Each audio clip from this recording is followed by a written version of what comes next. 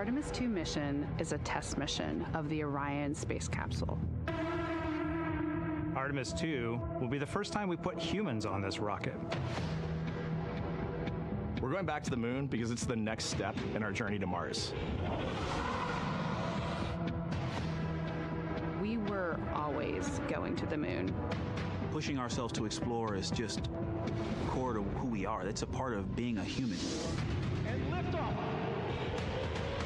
We shall return. Continuing to test out every bit of Orion. Coming back to Earth, 7 miles a second. When humanity sets big goals, we can bring together genius from around the world. You have the best people on planet Earth putting this vehicle together. That's what's up. To innovate for the benefit of humanity and to inspire the world through discovery. And here we go.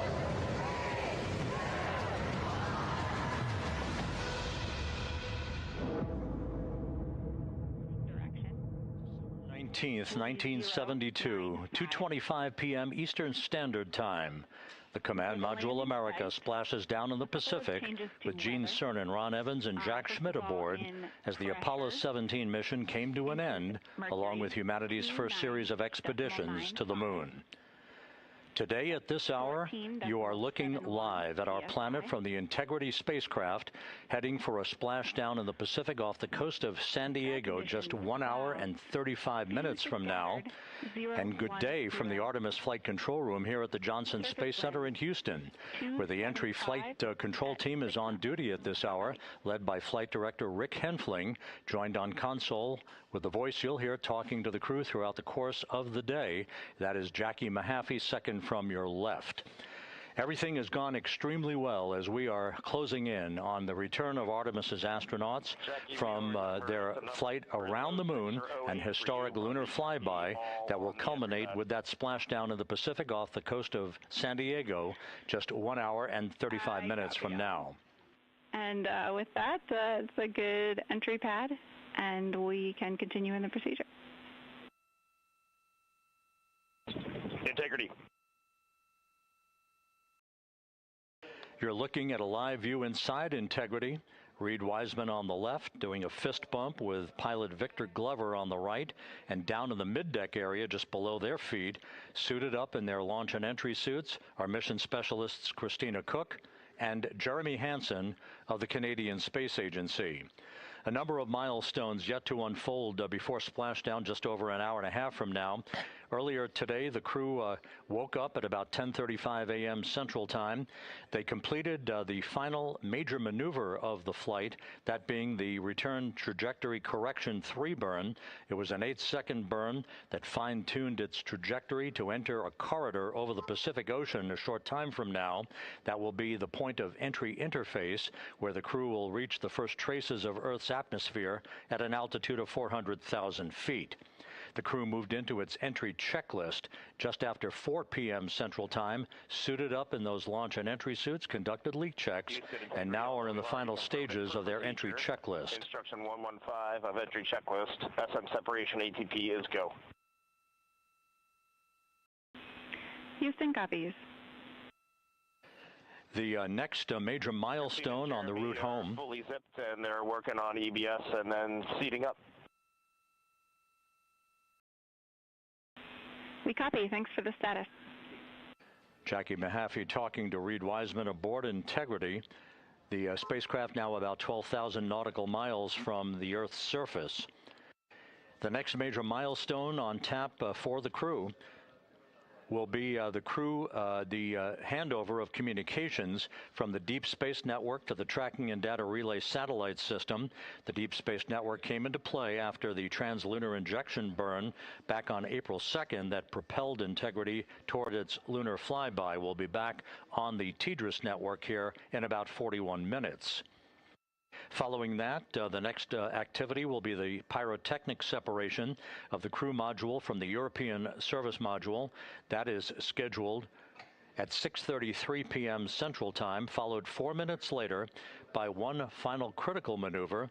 That will be a 19-second burn of Integrity's thrusters in what is called the crew module raise burn. Now, what that does is it basically acts If you were sitting in a reclining chair, you'd basically tilt yourself back. It raises the aft end of Integrity ever so slightly, and that is the final opportunity for us to fine-tune the angle of attack of Integrity through the area of peak heating at entry interface that will come a bit later on, about an hour and 18 minutes from now. So after the raise burn, we will be in the final orientation that will minimize any peak heating on the heat shield of Integrity and prior to the time the crew enters the Earth's atmosphere at an altitude of 400,000 feet. Entry interface. This is the critical time where the crew will reach the first traces of Earth's atmosphere at an altitude of 400,000 feet, traveling 34,882 feet per second. Just 24 seconds after entering the Earth's atmosphere, we will experience a communications blackout expected to last 6 minutes in duration. This is planned, and it is caused by the interaction of the velocity of Integrity with the friction of Earth's atmosphere. There will be a buildup of plasma around the vehicle, and that ionization will prevent any communications with the crew and any receipt of data by flight controllers here in Mission Control. That blackout is scheduled to begin at 6:53 and 54 seconds p.m. Central Time. Again, a 6-minute blackout that will end, if all goes as planned, at 6:59 and 55 seconds p.m. Central Time. At that point, we expect to regain communications with the crew and a reacquisition of data through the Tracking and Data Relay satellite system. We will have a series of roll maneuvers. These are computer commanded that will roll the vehicle slightly to the left, then back to the right. That will bleed off excess energy as we begin our peak period of velocity. We expect to reach a maximum velocity of 24,661.21 miles per hour, equivalent to about Mach 33 times the speed of sound shortly after we enter that blackout period. Once we exit the blackout period, of course, we're in the denser regions of the Earth's atmosphere, and then we get set up for the parachute deployment sequence. First, the deployment of 3 forward bay cover chutes that will pull essentially the top forward bay cover off the very top of the Integrity vehicle. That will be followed by the deployment of drogue chutes, and then the final deployment of a series of 3 main parachutes at 7:04 and 44 seconds p.m. Central Time. From that point on, it is about 3 minutes or so until splashdown. Splashdown scheduled at 7:07 and 8 seconds p.m. Central Time at a gentle speed of 19 miles an hour. So just to give you some perspective, at the time that we enter the Earth's atmosphere, we're traveling somewhere around Mach 32. We will splash down at a speed of about 19 miles an hour. The G-forces that will build on the crew members inside Integrity will build to about 3.9 Gs. That is what is expected and what they have trained for and what the spacecraft is designed to support.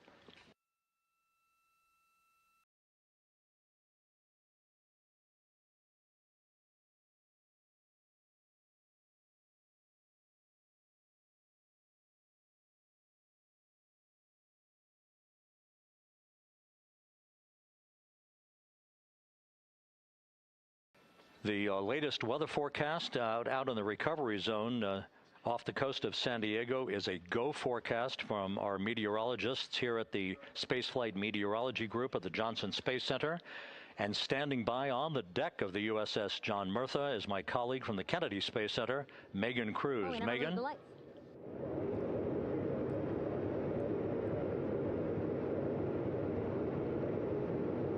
Hey there, Rob. Yeah, welcome to the bow of the USS John Murtha. This is where we will report out live updates from the ship as NASA and the U.S. military work to recover our Artemis 2 astronauts in just about an hour and a half. How exciting. Now, right now, as you can see, we are out in the Pacific Ocean. We are just west of San Diego. We're actually staged about 6.5 miles away from where we expect Orion to splash down. And then we will incrementally move closer. So at the time of splashdown, we'll be about 5 miles away, and then we will will move to 3.2 miles away. At that point, we'll pause, make sure that all the debris that might be coming down with Orion, because basically some parts of like the parachute system, they're jettisoned off Orion during descent. So we'll just want to make sure that those all land in the water and that we are safe to move even closer. So we will make sure that we can move a little closer, and at that point we will move to a mile away from Orion. And at that point the ship will circle the capsule while NASA and Navy recovery forces work to get our astronauts out, and we should have great views of the bow from here. But also we have a ton of cameras all around the ship. For example, we actually have some cameras right to the left of me here on the bow. These are very strong, stabilized cameras. We can really get up close to make sure that we are sharing all the images we have available to you. We also will have some views from above. We actually have 5 planes providing live views of splashdown today. In fact, some of those aerial assets just took off from San Diego minutes ago. And then actually here on the flight deck, you see 4 helicopters, the 2 in the back. Those will take off in about 30 minutes from now, also with live cameras. So again, lots and lots of imagery that we hope to share with you today. And then those 2 helos in the front, those 2 will pluck the crew out of the water and fly them back to our ship. Now, the combined team here on the ship, more than 550 people, left San Diego 4 days ago, and since then I've watched different teams train every day, train, rehearse, final preps to make sure that they're ready for today. So to give us more of an update about how recovery is going on right now, why don't we turn over to Paul here, Paul Sierpinski. He is the Assistant Artemis Recovery Director. Great to have you here, Paul. Great to be here, thanks. Absolutely. So you just left the landing forces operations center here on the ship. How are we looking for recovery? Right now, it's looking great. When I left, they were just about to get into weather briefing with Mission Control Center in Houston, but listening to the loops this morning and everything that's been going on, the reentry trajectory correction burn, the return trajectory correction burn went great. They were right down the money, right on the money, right down the middle, where they should be coming back. Our forces here are teams out in the water. All our boats are launched or will be imminently. So yeah, it's just coming along great. Yeah. It's really nice to see. We did see some of those boats float behind us. We were hoping to give you a live view, but of course they floated right out of the camera shot as you came to us. But so basically the team right now here on the ship, basically like monitoring mode, but really things will pick up about 15 minutes after splashdown. Yeah, so a couple minutes before splashdown, things start happening really, really fast. Mm-hmm. Some events during the reentry, they're maybe a second or 2 apart, and so it just takes a whole lot of effort and a lot of updates back and forth between us and Houston to try to keep track of everything that's happening, all in real time. And then after splashdown, that's when the recovery team really kicks into high gear. We have our boat teams, our boat crews going out, our divers doing hazardous assessments as they get progressively closer to the capsule, making sure it's safe for all of our people to go in, and it's also safe for the astronauts to come out, because really at the end of the day, that's what we're here for, is we're to make sure that the astronauts get home safe after their tremendous journey to the moon and back. But then also we have, like you mentioned on a minute ago, all of our imagery helicopters are taking imagery, camera shots of it as it's coming in all the way through splashdown. I mean, they'll see it as soon as it crosses the horizon, all the way to the ocean here. And then afterwards, we have to recover actually Orion to bring it into the well deck of the ship. Absolutely, yeah. And so once the astronauts are safe on board, then those same dive teams are going to transition into securing the capsule. They'll position some equipment around it to kind of facilitate that. The ship will move into position. We'll attach a really big winch line to it, and then a bunch of tending lines. We'll pull the capsule around behind the ship and then start to slowly bring it in. And then, Orion comes in, goes hard down, and everyone cheers. Great day. Great day, exactly. Lots to coordinate, a lot to manage. Basically, planning for this recovery, Artemis 2 recovery, started a month after Artemis 1 launched. That was the uncrewed test flight of the Space Launch System rocket, as well as the Orion spacecraft. That was November 2022, a month later, all the planning for this. How does it feel to be so close to welcoming our friends, our astronauts, home? I mean, for the whole team, I walked around the ship this morning just kind of visiting with a lot of people, a lot of groups, and just kind of get the feel of them. And everyone has that same kind of mentality. Everyone's excited, everyone's thrilled to see all all that work that we've been doing, like you said, for the last 3 years, since right after the last one came back till now, and some people even further back. Some of them go back a decade or more. So everyone is just excited, and they're ready. They're really ready for this, and just to be able to see our crew come back, that's going to be a thrill for everyone. How are you feeling? Are you ready? Is this something you ever thought you'd be doing? I'm ready. I'm excited. This has been the pinnacle of my career so far. It really has. I've seen a lot of firsts, a lot of lasts, but I can't think of ever topping seeing the first crew to go to the moon and back in 50 years, and to be here and be a part of that. And it's just a tremendous privilege. And on behalf of the whole team, I'm thrilled, and so are all of us. We're ready. Yeah, I definitely think that those words really embody how everybody on the ship is feeling. So thank you so much, Paul. I appreciate you being here. And so, Rob, we'll toss it back to you again. We will continue to join you with live updates from the ship as much as possible. Thank you, Megan. Back here at the Johnson Space Center, the entry team of flight controllers looking over the shoulders of Reed Wiseman and Victor Glover there on the flight deck of Integrity, and again just below their feet in the mid-deck area, if you will, Christina Cook and Jeremy Hansen of the Canadian Space Agency. They're in the final review of their entry procedures and all of the activities that will follow here very shortly in trip hammer fashion. We should note that after splashdown occurs, the flight control team here in Houston will be monitoring the orientation of the Integrity spacecraft. We are expecting it to splash down upright in what is called the Stable 1 configuration, with the top of the spacecraft pointed upward. Stable 2 would indicate that it is upside down in the water. Regardless of the orientation, there will be 5 inflatable airbags called the CMOOS system. That's the acronym for Crew Module Uprighting System. We are suit on complete. Houston copies. Reed Wiseman acknowledging that the final steps in suit donning are now complete for the crew. Leak checks have been completed earlier. The CMOOS system, those 5 inflatable airbags, will be inflated with helium. Those airbags will ensure that the vehicle remains upright. While that activity is going on, the flight control team here will be checking the systems on Integrity, also making sure that there's no leakage of toxic gas from the spacecraft. It should take about 15 minutes from splashdown to the power down of all of the systems on Integrity. And at that point, assuming everything is in a nominal fashion, then the green light will be given for the Navy recovery teams to begin to make their way closer to Integrity to begin the erection of a large inflatable life raft called a front porch that will be buttressed up alongside the hatchway to the spacecraft. That life raft will be used to bring the crew members out of this vehicle once the hatch is open, one by one. They'll get their land legs back after 9 days of weightlessness before they're put in harnesses to be hoisted one by one in sequential fashion, in an alternating fashion, to the 2 hovering Navy helicopters overhead. Houston Integrity for status. Go ahead. Seats 3 and 4 are connecting umbilicals. We're going to be stepping into leak check soon. 1 and 2 will be seated. 3 and 4 will be free float, and we'll configure EPROC accordingly. Houston copies all. Reed Wiseman talking about the current procedures with the suiting of the crew members and subsequent leak checks, a final leak check for all 4 crew members. Everything is actually running a few minutes ahead of schedule.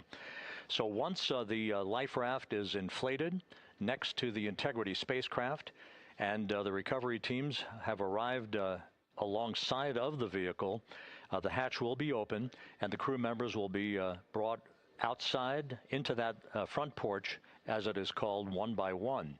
They then will be hoisted into the hovering helos overhead, and those helos then will turn around once the 4 crew members are on board, 2 for each helicopter, and will head back to the ship.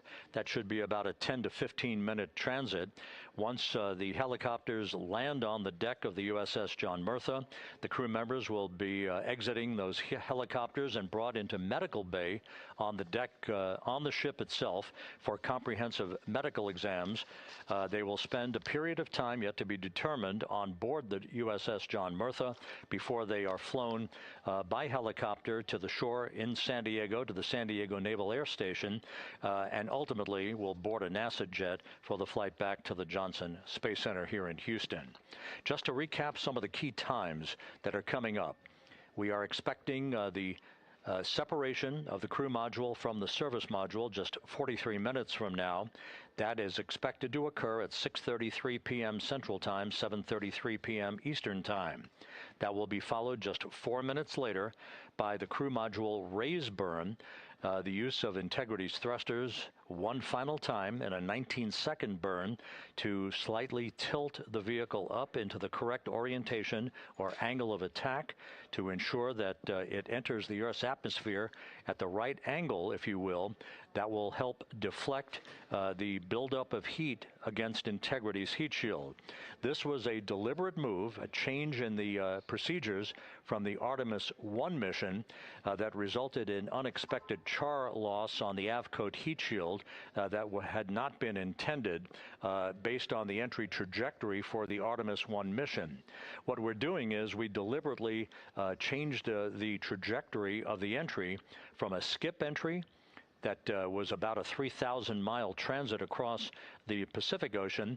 We are expecting now from entry interface to the point of splashdown to have a range of just 1,701 nautical miles, and that in of itself will reduce the exposure time of heating on the heat shield of the spacecraft. Once the raise burn is complete, then the stage is set for entry interface at 6:53 and 31 seconds p.m. Central Time. That means that Integrity will be entering the Earth's atmosphere at an altitude of 400,000 feet, traveling at about 34,882 feet per second, heading for its splashdown site off the coast of San Diego, as you just heard from Megan Cruz on the deck of the USS John Murtha. Splashdown once again under those three main parachutes is expected at 7:07 and 8 seconds p.m. Central Time, 5:07 p.m. Pacific Time, 2.5 hours before sunset. The actual total distance traveled for Integrity from launch to splashdown is estimated at 694,481 statute miles. Now that includes the first high elliptical Earth orbit following launch that enabled Integrity to move to 43,000 miles above the Earth at its apogee, and enabling a 24-hour period of systems checkouts before the flight control team here and the mission management team gave approval for Integrity to conduct its translunar injection that propelled it on its way to the moon and its historic lunar flyby. So the total distance we expect this vehicle to have traveled at splashdown, 694,481 statute miles.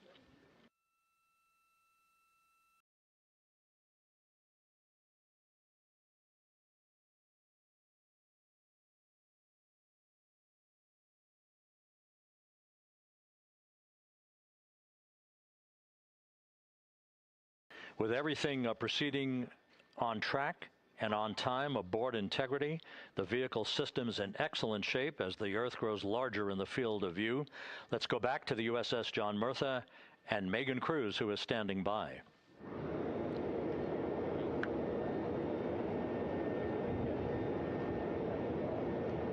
Hey, yeah, Rob, welcome back. Again, we are out in the Pacific Ocean, staged just about 6.5 miles from where we expect Orion to splash down now in just over an hour. How exciting. And the weather, awesome conditions here. I know you see some wind blowing around my hair, but really nothing to speak of when it comes to having to recover our astronauts, as well as no waves here, really. So yeah, we're expecting a really great day. Also, hopefully, some really great views. You can see behind me that some of the clouds are starting to break up, so that's really exciting. And now, of course, this ship has a lot of people ready and excited to welcome our crew back home, including Dr. Rick Schuring here. He is a NASA flight surgeon. Great to have you here, Rick. You too, Megan. It is a blessing to be out here this day with our teams. We've trained 3 years for this nonstop with the U.S. Navy and along with EGS, and we've so looked forward to this day. And you know, just by God's grace, everything's parting, the skies and everything. The crew's doing great. Looking forward to come back, and our teams are ready. So this is one of those days you've dreamt about, and now it's finally here, and we're ready, and just thankful to be a part of it. Yeah, and you play a really integral role. When was the last time you spoke to the crew, and how are they feeling in this last hour before splashdown? Sure. Yeah, so the crew woke up, when they splashed down, they were woken up about 8.5 hours ago. Me and my fellow crew stations, Dr. Chris House and spoke with them about 6.5 hours ago, just to double check on how they were doing, if there's any medical issues, you know, how they slept, and then kind of go over their landing day protocol for their medications, for what we call a fluid load, to try to replace some of the fluid and electrolytes that they've lost with just a normal space adaptation. Once they got to space, they kind of have to replace some of that fluid to help them with the whole landing kind of readaptation to 1G, which they haven't done for the last 10 days. And then just kind of let them know how things are going to play out, you know, out with the open water teams all the way until we finally get to the med deck. So they were very pumped up, very hurried though. They had a lot of cabin configuration, a lot of things to get ready. So they're excited, but also very focused on the job that they had to do. So like again, we've trained a long time for this, and we're ready. And you said some medications. I mean, those are kind of just to mitigate the effects of, obviously, their more than 695,000-mile journey back to Earth. It's just like anti-nausea medication, right? Yeah, exactly, Megan. You know, astronauts are very healthy, fortunately, and even when they come back in reentry, you know, the human system is very kind of dynamic. It has to readapt very quickly, and one of the most common responses they get is just some stomach awareness, to some nausea, even to some vomiting. And you know, with our crews that land out in Karagana, the Soyuz crews or our SpaceX crews, you know, they all kind of experience the same thing. This will be the first time we're landing in water since December 1972, and I worked with all the Apollo astronauts years ago, and they all told me that, you know, landing in the water, especially in the Pacific, can be very provocative. So we take steps to give them medicines to really mitigate some of that nausea, vomiting, help them feel a little bit better, and also sometimes just use a little anti-inflammatory medicine just to help with coming back to 1 Earth, or 1G. The effects of microgravity, especially as you age and you have a little arthritis, you feel great in microgravity, and everyone kind of curses coming back to the ground like, oh, dang, 1G, but so that helps a little bit. But for the most part, the main thing is just replacing that fluid and then trying to help them with that transition back to 1G, and then we're ready to go. Yeah, and their health is assessed almost immediately after they splash down. Yeah, so we have Dr. Jesse Wang, and we have our independent duty corpsmen, who are the Navy version of paramedics, extremely highly trained, highly experienced Navy medics and divers, who will go out there, open the capsule about 28 minutes after splashdown, and do the first initial assessment. So Jesse and his team will go out there and look at each crew, kind of do their assessments, get vital signs, report back to Drs. Haas and Kumji and I back in the med bay, let them know how they're doing, and then you know, if they've got the normal kind of space adaptation kind of things, we expect that. They're good to go on that. If anything, you know, didn't go the way we want, they're all prepared for that as well. And Jesse and his team, I mean, you know, this is their full-time job, taking care of, you know, sailors and folks who might be injured. We don't expect any injuries, but coming back, you know, going 25,000 miles an hour down to, you know, 20, you know, miles an hour is still a dynamic process. I've heard it described as, you know, kind of like a car crash. And then the crew will be ready to go, and Jesse and his team will make that transition to get them out to the front porch, do assessments on them again, call it to our med bay, and then once we have that and they're all good to go and the crew's feeling okay, we'll hoist them up in the helos. It's about a 3-minute flight back to the flight deck, and that's where me and the astronaut chief, Scott Tingle, will actually meet them. I'll get eyes on them, make sure they're all good, just take very slow transitions, and then one by one we'll either get them out with the SMTs, the SAR med techs, under each arm, just, you know, kind of just walk them very slowly to into med bay, which actually helps them acclimate back to 1G. Or if they really don't have their sea legs back yet, then we might put them in what we call a stair chair, which will be right behind them, and then just very slowly kind of get them back into med bay to start our full assessments for the team. Yeah, so a really great team here to support them as soon as they get back, and also all throughout the mission, of course. You talked a little bit about this, but obviously, you know, we have seen astronauts return from the International Space Station for over 25 years, so we kind of know that that journey, how it affects the body. But yes, we're talking about humans returning from the moon for the first time since 1972. How is this different from your perspective? So it's different in one very significant respect. With on Apollo, for exercise, they had something called the Apollo Exergenia, which was basically just a little canister with some ropes, and they would have some resistance and kind of do that. And the Apollo astronauts really liked that. They liked the ability to exercise, because you decondition from a musculoskeletal standpoint, you lose your strength and your stamina very quickly. We had something called the Orion flywheel, which was able to impart much greater loads in terms of resistance, so they're able to do squats, deadlifts, different things, not dissimilar to what the ISS astronauts do, but with a lot less room to do it. And they also did rowing activities for cardiovascular health, and the crews loved it. But for the lunar crews, the future lunar crews, maintaining that physical conditioning, which our astronaut strength conditioning rehabilitation specialists, affectionately known as the ACERs, back in Houston, really work hard to get them in the best shape they're going to, have to be in to get to the moon. That device hopefully will maintain that. And Apollo only had about a 4.3-day journey to the moon. Our astronauts are going to have about a 10 to 14-day journey. Right. So maintaining that physical fitness, that strength and stamina is going to be crucial for the success of being able to do those very physically demanding lunar EVAs. Right. So we're very excited about what the astronauts have said about the device and what they have to say about the role exercise plays, going to the moon. And also the mental benefit. Sure. They just really like sweating, breaking the sweat, and actually just feeling like they're just getting a workout. Right. So thank you so much, Rick. I really appreciate it. I know they're going to be in good hands, so we'll let you get back to it. Thank you so much. Megan, thanks for the time. Back to you, Rob. Okay, Megan, back here in Mission Control in Houston, everything is moving along in order. This view of Reed Wiseman on the left, Victor Glover on the right. We have good suit leak checks. Everything aboard integrity is in excellent shape. The vehicle, with the Earth growing larger and larger in the field of view, we're now just about 8,200 nautical miles away from Earth and closing in for a splashdown just 1 hour and 5 minutes from now.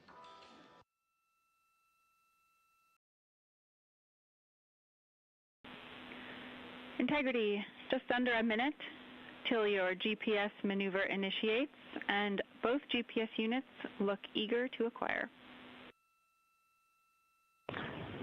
Outstanding. Seats 3 and 4 are working on seat strap in now. Houston copies. Once again, as we start to close in on some of the major milestones, the first one coming up in just 31 minutes. And Integrity, just confirming the LCG gas trap was able to be closed out. Affirmative. Copy. Crew module, service module separation scheduled just 31 minutes from now. The key point of interest, of course, will be the performance of Integrity's heat shield during its high-speed entry back into Earth and the peak heating that is expected around the spacecraft of some 4,000 to 5,000 degrees Fahrenheit. On Artemis 1, as I think most folks know by now, we flew a trajectory known as a skip entry, in which we performed an initial dip into the atmosphere to bleed off some energy. Then we skipped out of the atmosphere and dipped back into the atmosphere before splashing down in the Pacific. But after the mission was over with, we noticed unexpected liberation of some of the charring effects on the heat shield known as AVCOAT. Before the flight, we had an opportunity to sit down and talk with Entry Flight Director Rick Henfling to get a perspective on what this all means and how the mission was redesigned to try to protect Integrity's heat shield to a higher extent. Let's take a look at that interview. Returning from the moon is a lot different than deorbiting from low Earth orbit. When we return from the moon, we expect to achieve velocities upwards of 36,000 feet per second. And in order to slow down to a nice, graceful splashdown in the Pacific Ocean, the flight crew is going to experience between 3 and 4 times the force of Earth's gravity On Artemis 1, pressure buildup inside the char layer of the heat shield resulted in the char losses we saw. NASA established a Tiger team whose job was to investigate the cause of the problem and then make recommendations on how to fly the Artemis 2 mission safely and successfully. And so for Artemis 2, we are going to fly a profile that ensures the spacecraft will not see that same type of pressure profile. And so the char losses seen on Artemis 2 will not be like the ones that we saw on Artemis 1. Rick Henfling indicated that the orientation of the spacecraft and the shortening of the distance of transit to the splashdown zone from the point of entry interface when we reach the top of the Earth's atmosphere, which will be coming up at 6:53 and 30 seconds p.m. Central Time, should do the trick in minimizing the deleterious forces against that heat shield that were noticed on the Artemis 1 mission. We think we see a beautiful sunrise over the west coast of Australia.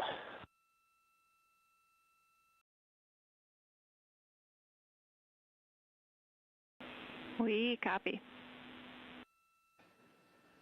Commander Reed Wiseman reveling in his final hour in space on this mission as Integrity is passing over the southwest coast of Australia now at an altitude of some 7,600 nautical miles. That will begin the southwest and northeasterly transit across the Pacific Ocean. Let's talk a little bit more about some of the highlights and some of the numbers associated with the points of interest here. We are 27.5 minutes away from crew module service module separation. That will be followed about 3.5 minutes later by the raise burn that we've discussed, a 19-second burn of Integrity's thrusters to fine-tune its angle of attack as it enters the Earth's atmosphere. Entry interface is scheduled 47.5 minutes from now. That's the point at which we will reach the top of the Earth's atmosphere, traveling about 34,882 feet per second at an altitude of 400,000 feet. Just 24 seconds after entry interface, we will begin a blackout period of 6 minutes in duration at 6:53 and 54 seconds p.m. Central Time. Now, right about 10 seconds after the blackout period begins, we are expected to reach peak speed, which would be 24,661 miles an hour. That'll be about 103 miles an hour short of the velocity record set by the Apollo 10 astronauts, Tom Stafford, Gene Cernan, and John Young, when they returned from the moon on the Apollo 10 mission in 1969. That blackout period is expected to last 6 minutes in duration. At 6:54 and 52 seconds p.m. Central Time, we'll reach our peak heating period of about 4,000 to 5,000 degrees while we're in a communications blackout from Integrity and its astronauts.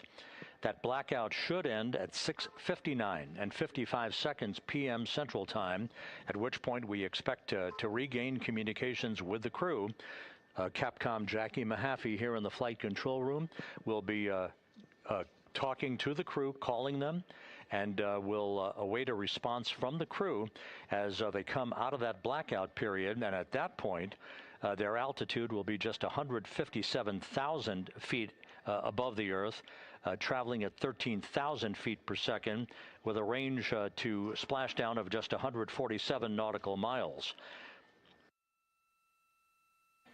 From that point on, the next key series of events will be the deployment of a series of parachutes that we discussed before. First, the forward bay cover chute deploy that will pull the forward bay cover away from the top of Integrity, followed by drogue chute deploy and then the main chute deploy that's expected at 7:04 and 44 seconds p.m. Central Time. That will begin the gentle descent of Integrity towards its splashdown at just a velocity of just 19 miles an hour, and that will begin the recovery operations that you just heard Megan Cruz discuss with her folks on the USS John Murtha. All of Integrity's systems in great shape. The crew is suited up. Leak checks complete as we stand by for the next major milestone, which will be the crew module service module separation just 24.5 minutes from now.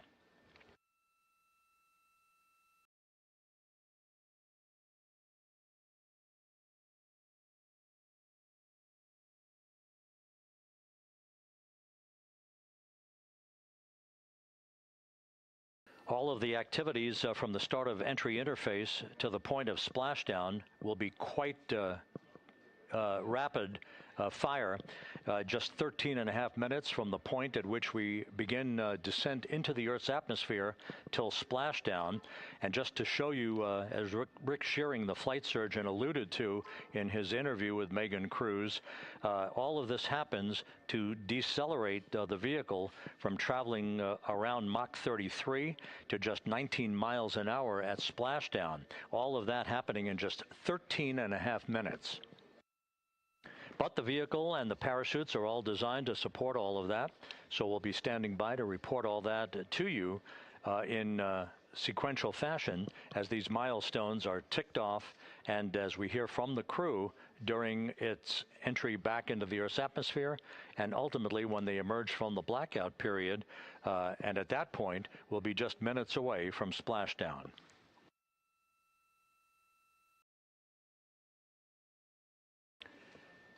So with all of those preparations ongoing, we can return here briefly for another report from the USS John P. Murtha and Megan Cruz. Megan?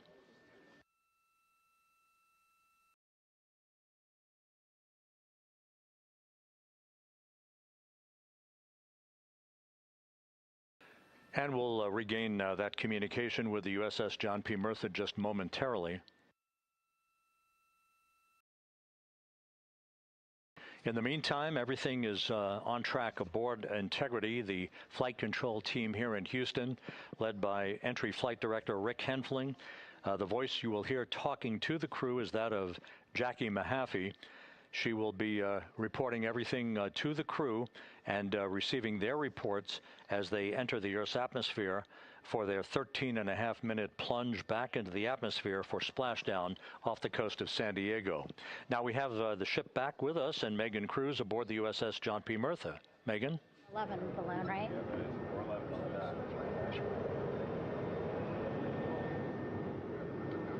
Hey, Rob, yeah, the excitement is really building here on the ship. I'm watching right now one of the weather balloons being lofted up from the ship. Again, weather balloons, very important for us to make sure that we are tracking the right kind of weather and also the data that's needed for what's called our Sasquatch team. Again, it's a team out of NASA that basically makes sure that the debris that comes off of Orion, again, some of those pieces of the parachute system, make sure that they don't fall on us here in the sea, and also our aerial assets, our folks in helicopters. So watching that float away right now. But with me right now is Captain Eric Kenny.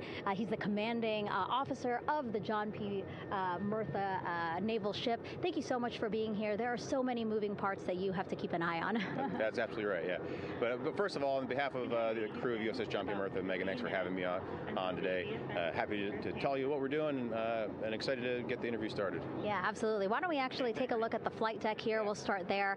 Basically, we also, while watching this weather balloon float away, we noticed all 4 helicopters leave the flight deck. We now have an empty flight deck. We had 2 imagery helos as well as the 2 crew helicopters that will go recover the crew. This is just one of the many things that, again, our ship of 550 people, it's something that you oversee as commanding officer. Yeah, absolutely. Every commanding officer, I would say really every naval service member, our priority is always safety. And as the commanding officer, I take that as one of my primary roles here on board. Mission accomplishment is important, safety always.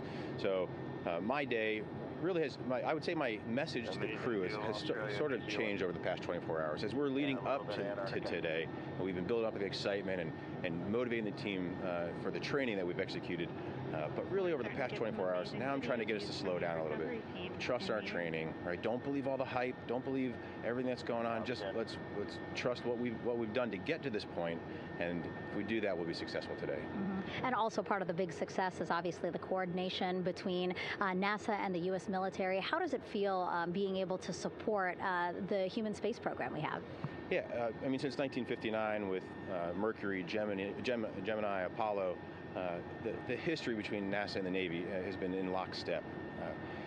But like any other skill, if you don't practice it regularly, that skill atrophies. So we've had a few decades off from that.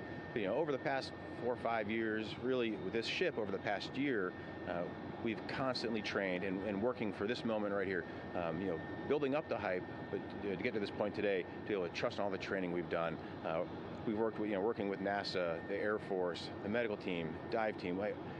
You want to talk about high-performance organizations coming together, working in unison? We are seeing that here on board the USS John P. Murtha, and I can't be more proud of all the work everyone's doing. Yeah, you had some great words this morning saying just that, again, that it's really nice to see everybody working together and so excited. I mean, you just became the commanding officer of this ship back in February. How does it personally feel for you to be a part of this historic moment today? Yeah, I mean, first and foremost, I'd say any opportunity to command any warship in the United States Navy is a tremendous honor, is a pinnacle of any naval officer's career. That being said, as my change of command was approaching, and I realized that Artemis was going to be in the window here, to say that I'm humbled and honored to be here is an understatement. What really just excites me is the opportunity to see this crew, who has been training so hard over the past year plus, come together. It is what inspires me. Listening to NASA and the ownership and pride they take, they make my crew better. I think we're making NASA better together. That synergy is something that I'm happy to see and hopefully take forward with me in my career. Yeah, it's all about partnerships. We couldn't do it without you, and we couldn't have gotten to the moon without our international partners as well. So thank you so much, Captain. It was really great to have you here today. Thanks, Megan. Awesome. All right, Rob, back to you. Thank you, Megan. Back here in Mission Control in Houston. We just had a quick view of the crew. We'll get that view back, and there they are again. Here in Mission Control, the entry team of flight controllers led by Rick Henfling and Jackie Mahaffey serving as the spacecraft communicator. We have just handed over communications links from the Deep Space Network that we communicated with the crew through from the time of the translunar injection burn back on April 2nd. We've just handed back to the Tracking and Data Relay satellite system as we prepare for the crew module service module separation that will take place just 17 minutes from now. With the Earth looming in front of Integrity as it barrels back for a splashdown of the Pacific just 50 minutes from now, we're just 5,700 nautical miles from splashdown. Just one other quick note about the comparison from the Artemis 1 entry profile to the Artemis 2 entry profile and how that is serving as an extra layer of protection for Integrity's heat shield. The Artemis 1 entry had an entry range of some 3,178 nautical miles, a very long downtrack, and a very longer period of exposure to heat loads than we're experiencing tonight. It also had that skip entry profile that we discussed earlier, dipping into the Earth's atmosphere, then back out, then back in. It was about 20 minutes of exposure. Integrity, Houston, comm check on TDRS. Jackie, we have it loud and clear on TDRS. We have you the same. And there's one of the weather balloons being deployed from the USS John P. Murtha.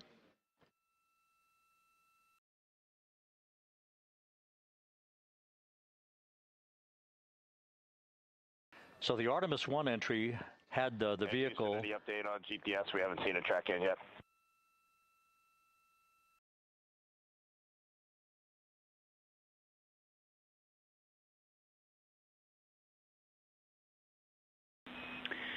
Reed, we are watching. We are starting to get into the window where they may start acquiring, so should be within the next 10 minutes.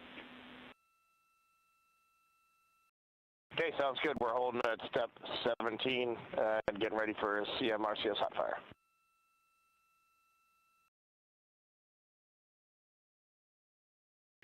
And that exchange indicating that we are expecting to acquire data from the GPS system on board. That'll be a navigational tool that will basically tell Integrity's computers that they're on track down the center line of the corridor for the entry interface that will lead them to their splashdown point. Once again, the Artemis 1 entry exposed the heat shield for about 20 minutes of peak heating. For Artemis 2, we're going to reach a downtrack distance of 1,701 nautical miles from the point of entry interface with just 14 minutes of duration. And it's basically a different angle of attack, a little bit steeper angle of attack that will protect the heat shield from excessive heat loads. So that is the difference between Artemis 1 and Artemis 2, all designed into this mission to gather data, to protect the heat shield, since the Artemis 3 mission and beyond will have a different designed heat shield that will allow that skip entry type of profile to be resumed for all of the future missions coming back from the south pole of the moon when we initiate lunar landings. So we've handed over to the Tracking and Data Relay Satellite System. That's where we'll have communications for the rest of the flight. Just to give you some time hacks here, we're 13.5 minutes away from crew module, service module separation, and just 17 minutes away from the raise burn, that 19-second firing of the thrusters that will basically be the final fine-tuning of the angle of attack for Integrity as it enters the Earth's atmosphere.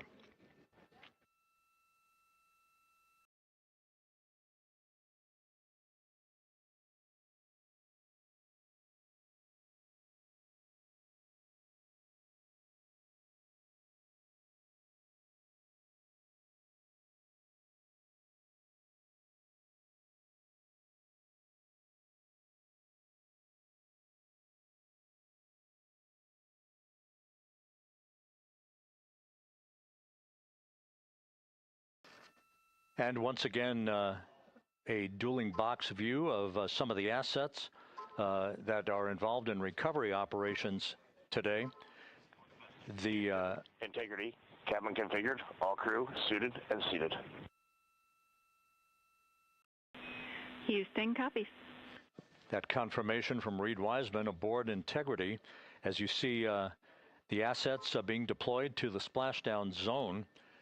At the time of splashdown, we expect the John P. Murtha to be about 5 miles away from Integrity, keeping a safe distance until we are sure that the vehicle is in the water and upright, and that it is in a good configuration system-wide for the recovery teams to begin to approach the vehicle to erect that inflatable raft.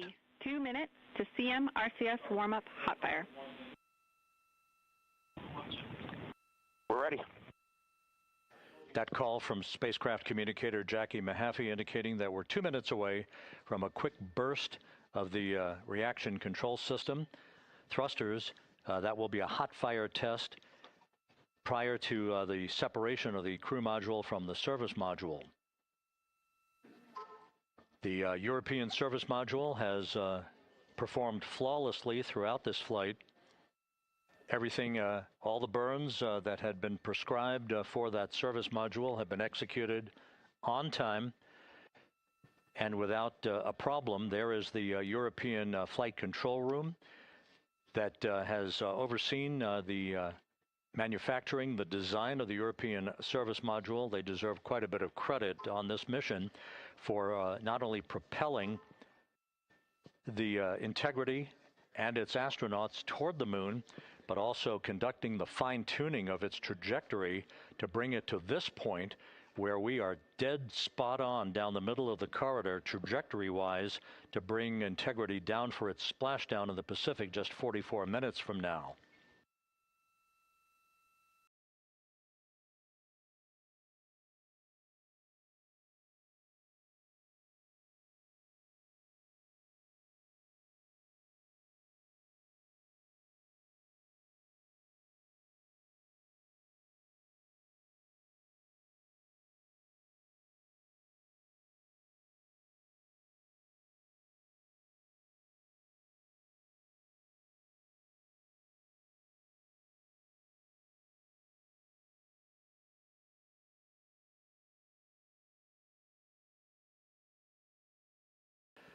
What you're looking at is a computer-generated visualization based on real-time telemetry from Integrity. Currently traveling about 16,000 miles an hour.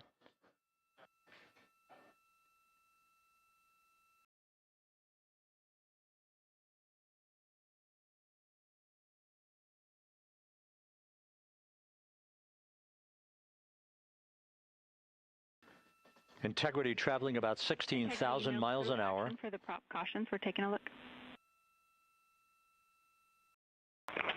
Copy that. Now just about 5,100 miles from Earth. Splashdown scheduled 43 minutes from now. We're just 9.5 minutes away from the crew module service module separation.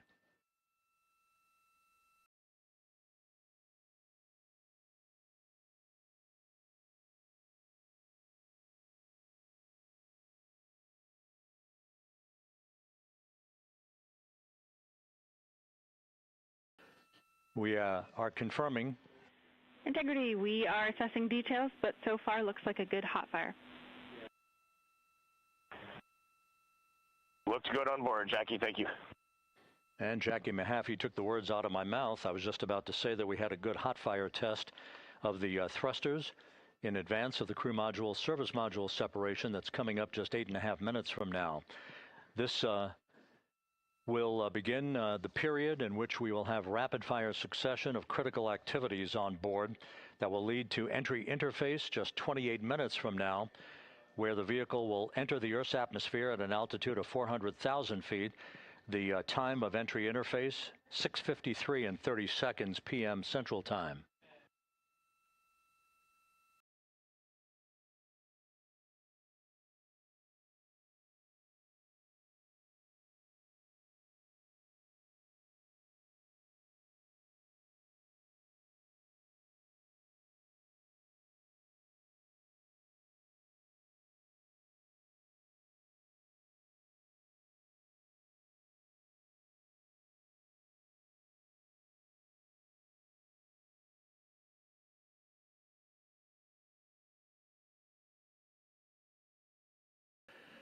Integrity's astronauts were awakened at mid-morning to begin their entry preparations. And propulsion officer now reports a good hot fire test in preparation for the crew module service module separation.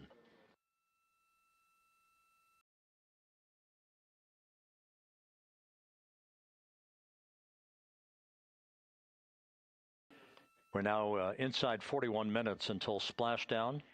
Integrity Houston, we have confirmed a good CMRCS hot fire, and although we are not seeing GPS acquired yet, you can skip the troubleshooting steps in 157 for now. Integrity copies.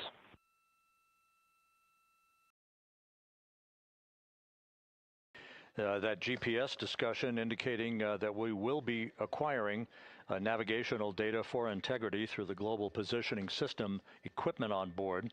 We just don't have it yet, but we will. All of Integrity's systems are in great shape to support its high-speed entry into the Earth's atmosphere. It, once again, will reach a peak speed of 24,661.21 miles an hour. You're calling GPS. We at least have GPS 1 looking good on board.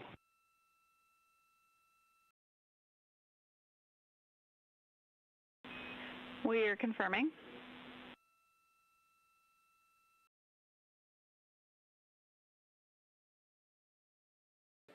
The Guidance, Navigation, and Control Officer here in Mission Control confirming that we have good lock on GPS data. We are on a communications link now through the Tracking and Data Relay satellite system. Now, following splashdown, we're going to lose that link and go to what's called a VLDR, a very low data rate communications link, so that we can talk to the crew inside Integrity as they are on the water. Integrity, confirm we do see good GPS. We do too, especially GPS 1 is accepting in nav channels 1 and 3. That GPS data is basically telling Integrity's onboard computers its position relative to the Earth, but its trajectory And its orientation according to flight dynamics and the guidance, navigation, and control officer is spot on. We have now armed the pyros for the crew module service module separation coming up less than 5 minutes from now.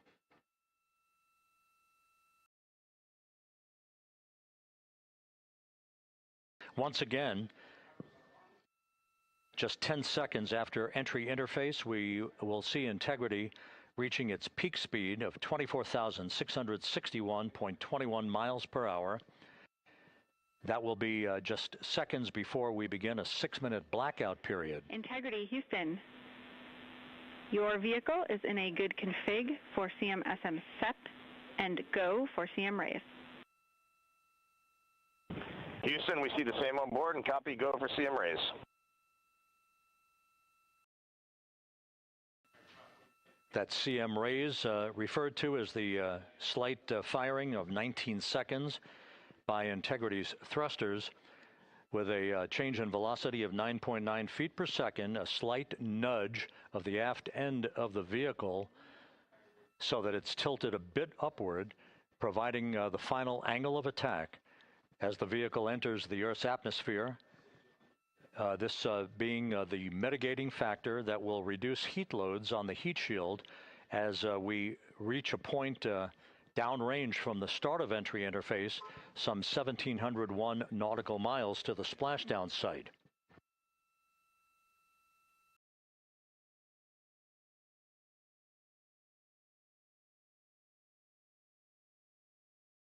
Integrity systems in excellent shape.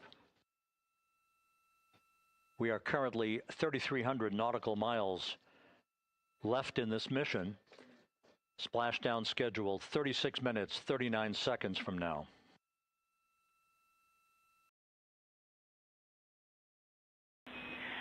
Integrity, Houston.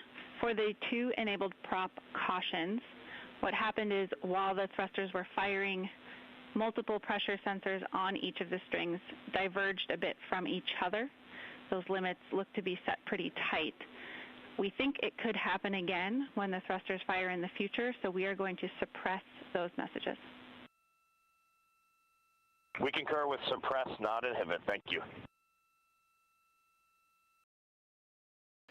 That exchange between Jackie Mahaffey, our Capcom for tonight, and Reed Wiseman aboard Integrity, indicating basically to ignore sensor data. All of Integrity's systems are in good shape.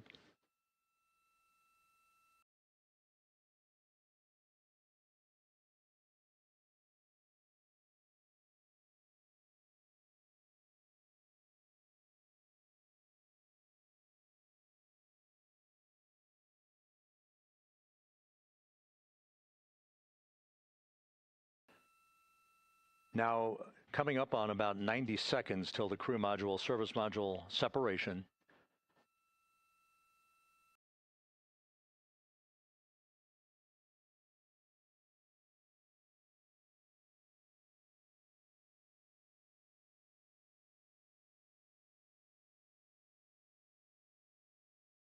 All quiet here in Mission Control as we enter the most critical phase of the completion of this flight.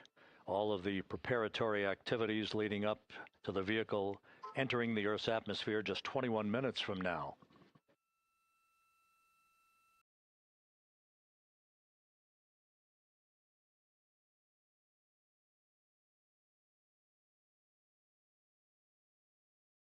Coming up on 1 minute.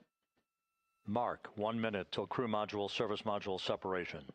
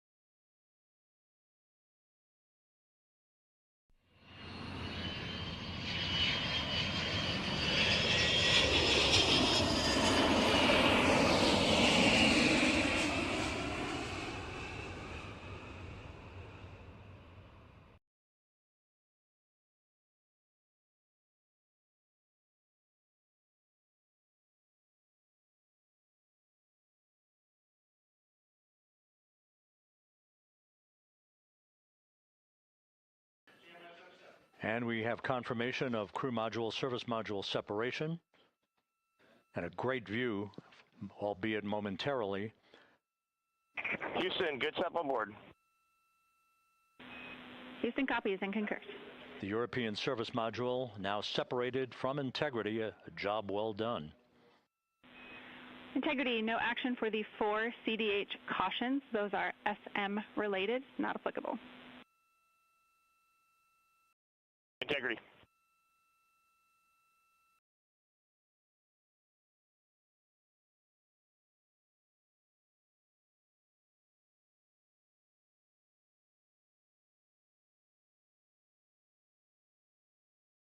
So, with Integrity now flying free on its own for the remaining 32 minutes of this mission, next up, the raise burn, a 19-second firing of Integrity's thrusters. Good GPS 2.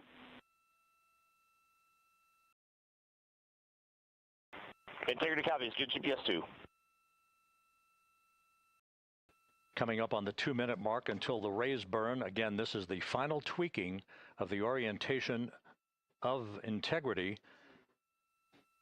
to put it in the right angle, if you will, the angle of attack that it will fly in during its entrance into the Earth's atmosphere.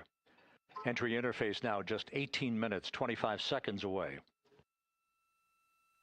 This is a visualization, but driven by real-time telemetry. This is the maneuvering of Integrity to the raise burn orientation. Just 2,800 miles from Earth.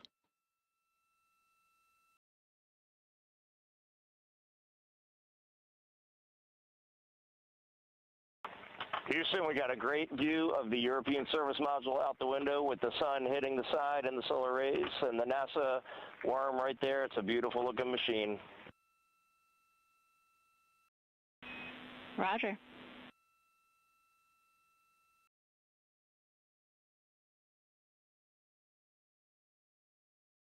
And we have completed the maneuver to the raise burn orientation, 1 minute away from the raise burn.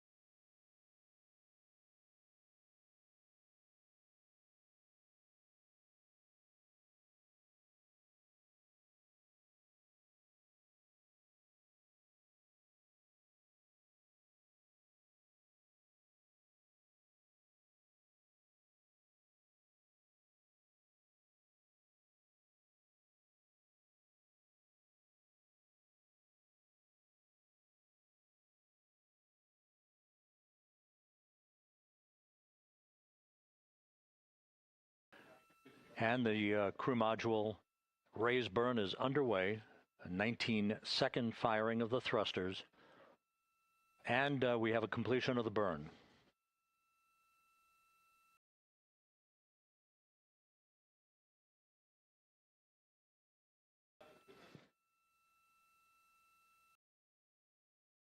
Integrity, good. CM raise burn. Your flight path angle is within limits.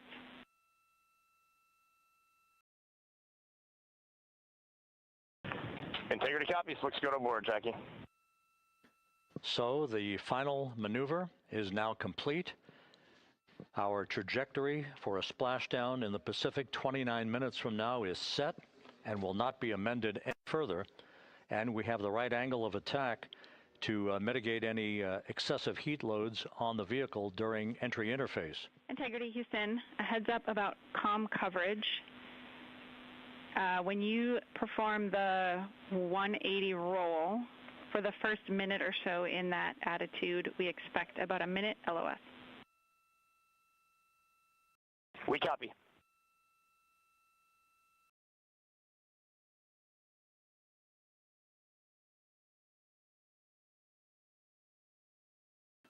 So for those who are watching, The series of events coming up, we will enter the first traces of Earth's atmosphere 14 minutes, 45 seconds from now.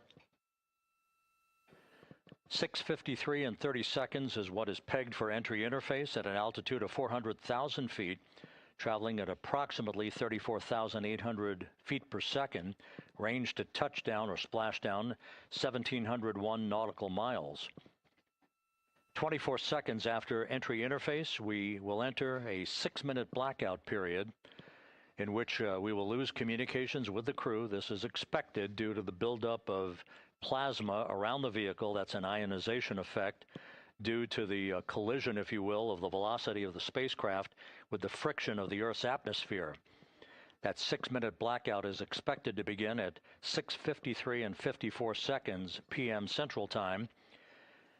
During that period of time, we will reach our peak speed of 24,661 miles per hour.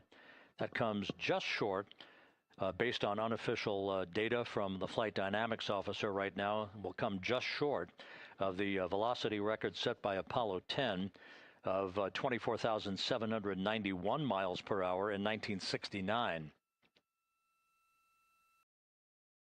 We expect peak heating on the vehicle at 6:54 and 52 seconds p.m. Central Time, a minute and 22 seconds into entry interface. At that point, we will be just 204,000 feet above the Earth, traveling at 33,000 feet per second. The blackout period is expected to last 6 minutes. We expect that blackout period to end at 6:59 and 55 seconds p.m. Central Time.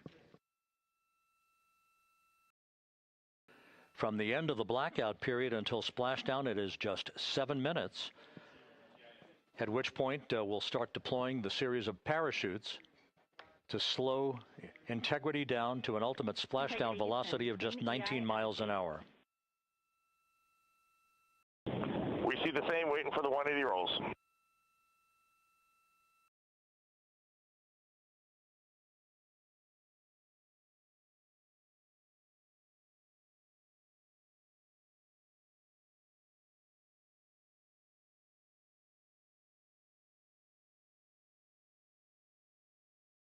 The parachute deployment sequence, once again, will come in several segments, but in rapid-fire succession. And we have a great view of the moon out window 2. Looks a little smaller than yesterday. Guess we'll have to go back.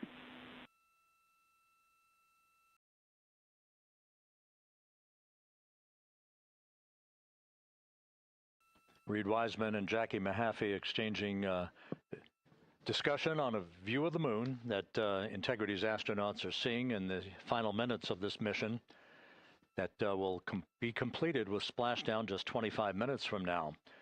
3 forward bay cover parachutes will be used to pull the forward bay cover off the top of the vehicle.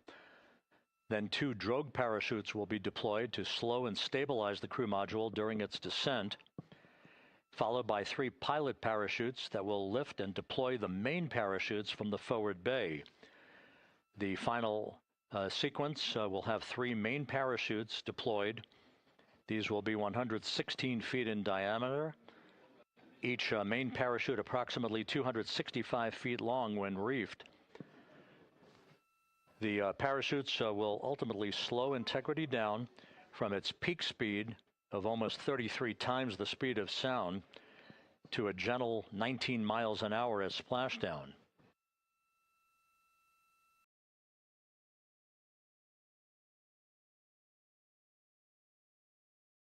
The vehicle is now currently in a roll to the proper attitude for entry interface.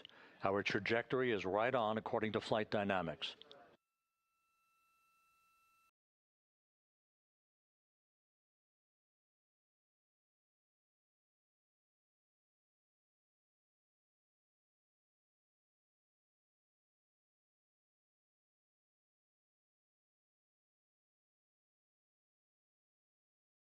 Integrity is on a trajectory from southwest and northeast across the Pacific Ocean, descending at a rate of 15,000 feet per second.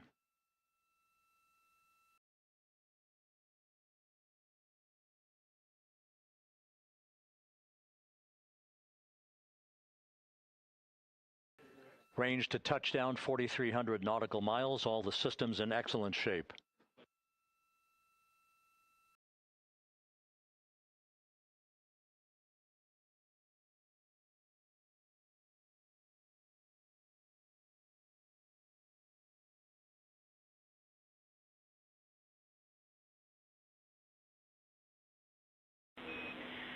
Integrity, Orion in the EI roll 180 attitude. Looks good on board, Jackie.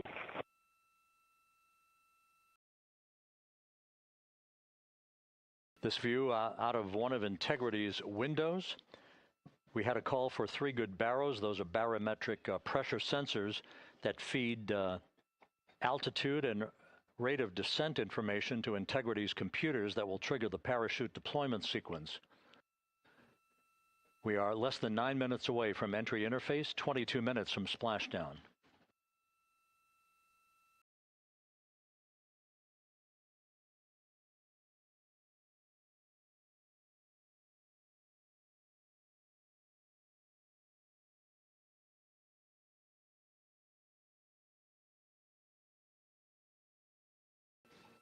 You can see the reflection of one of the crew members in the window.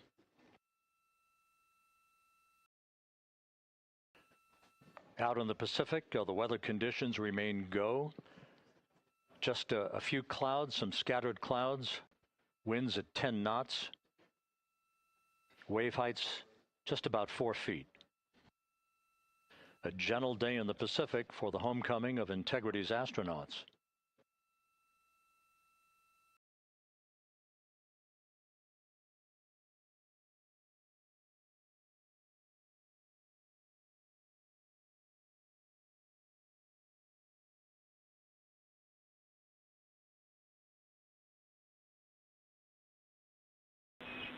Integrity back in EI attitude.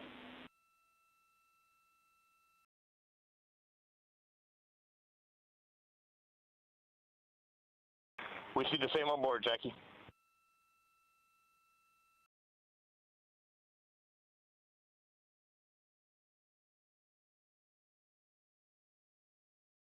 Houston, purge is complete. Crew and vehicle are configured for entry. Houston copies. And we're in step 37, transferring nav state to BFS.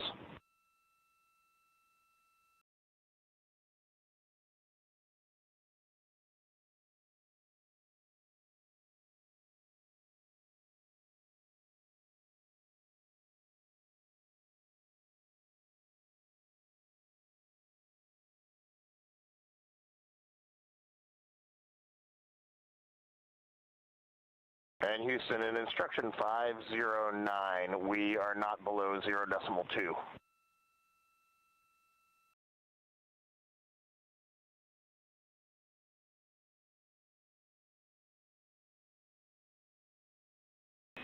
Integrity, no action required.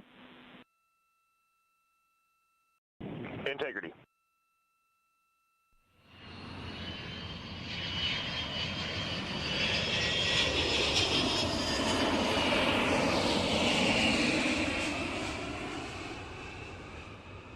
Minutes away from entry interface.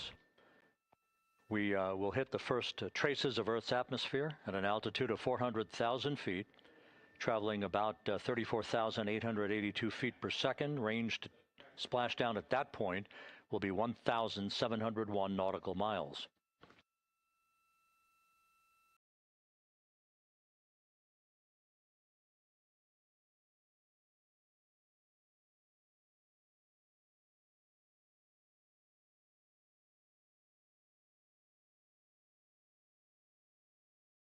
And once again, just a reminder, some 24 seconds after entry interface, we do expect to lose communications with the vehicle and the crew during a 6-minute blackout period when a plasma shield will build up around the spacecraft due to the ionization, due to heating effects.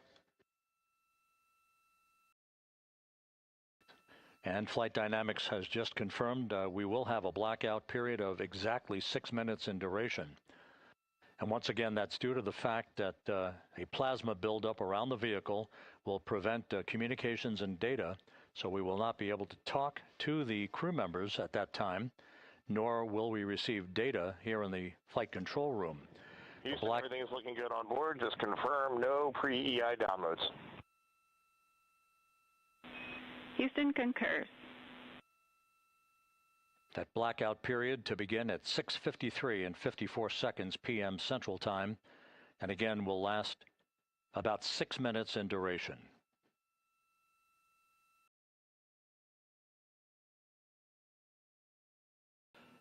We're 4 minutes away from entry interface.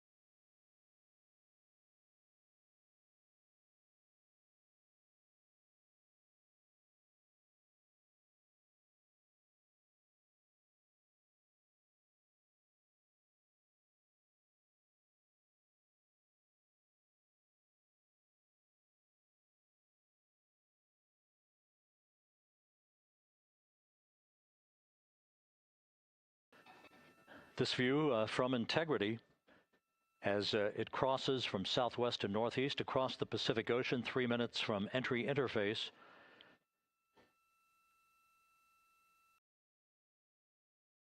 "16.5 minutes till splashdown.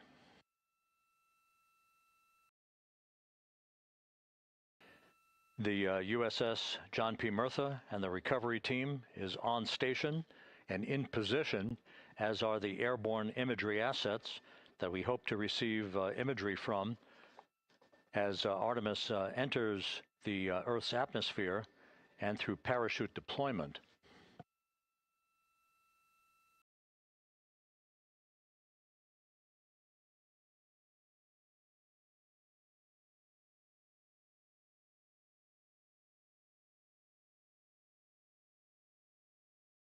All of Integrity's systems are in great shape. The crew is ready to complete its mission just 15.5 minutes from now. All of the activities today have gone off in perfect fashion. No issues with the vehicle, no issues with the crew. And the weather at the splashdown site is go.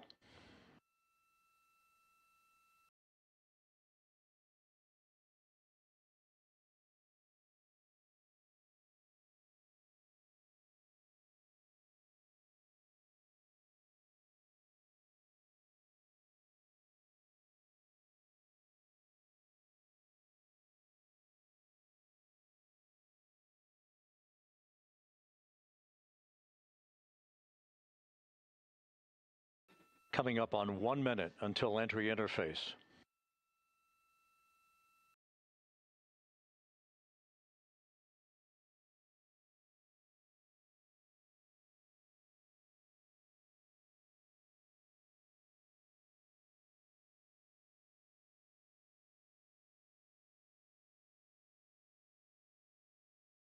Mark 1 minute until entry interface.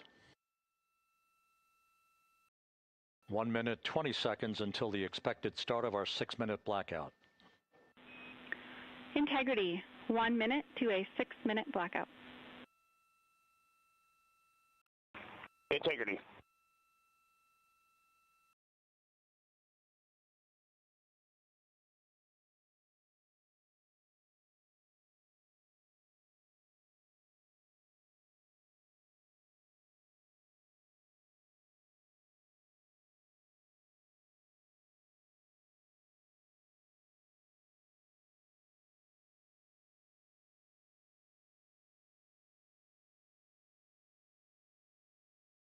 Ten seconds till entry interface.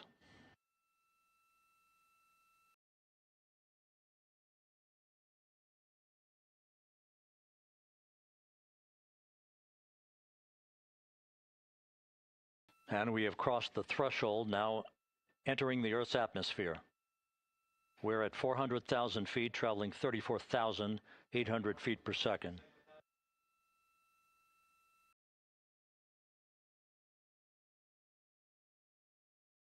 Time to splashdown, 13 minutes, 10 seconds.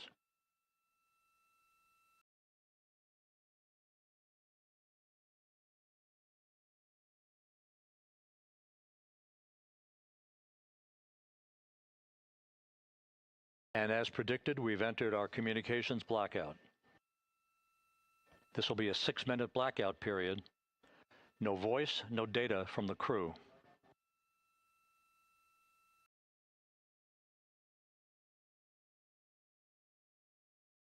We're 30 seconds away from the anticipated point of peak heating on the vehicle, where temperatures will rise to about 4,000 to 5,000 degrees Fahrenheit. This is the true test of our trajectory.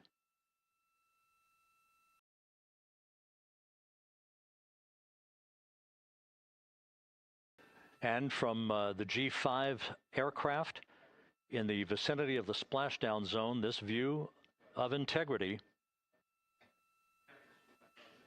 So that pinpoint of light shows the vehicle as it enters the period of peak heating in the Earth's atmosphere, the first tug of gravity being felt by Integrity's astronauts since their launch back on April 1st.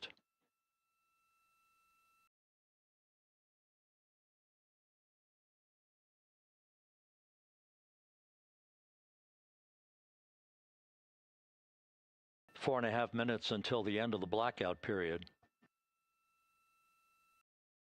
Time to splashdown, 11 minutes, 33 seconds.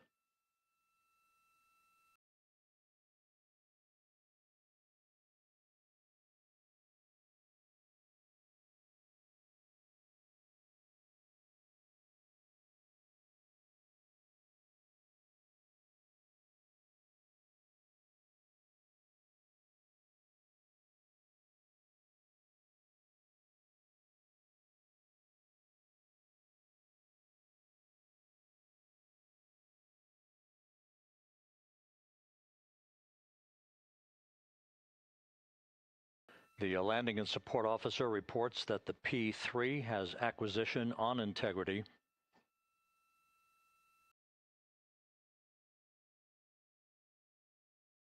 Three and a half minutes left in this blackout period. This is a visualization of the plasma buildup around the spacecraft and the repelling of that heat on Integrity's heat shield.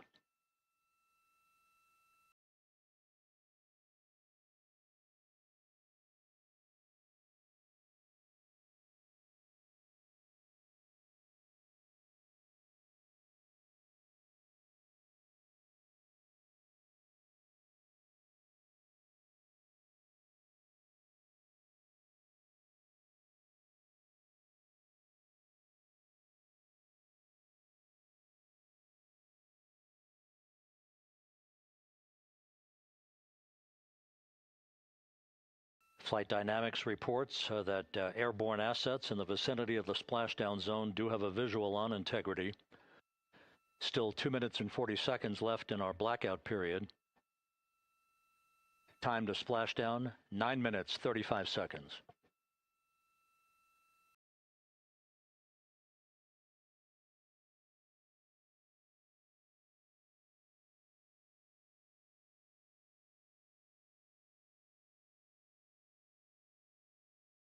Multiple airborne assets as part of the recovery team all have visuals on Integrity.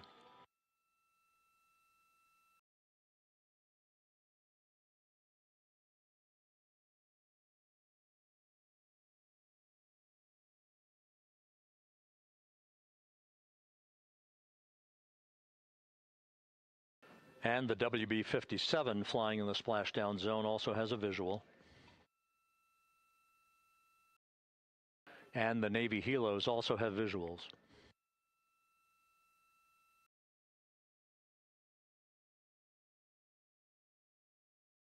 We're still in the blackout period. Still do not have communications from the crew.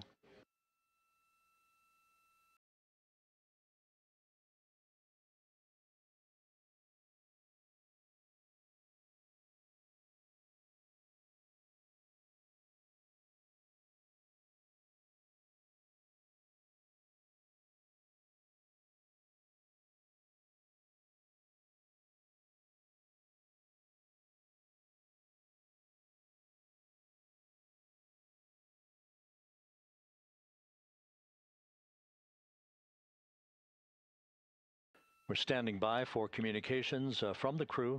We should be out of the blackout period less than a minute from now.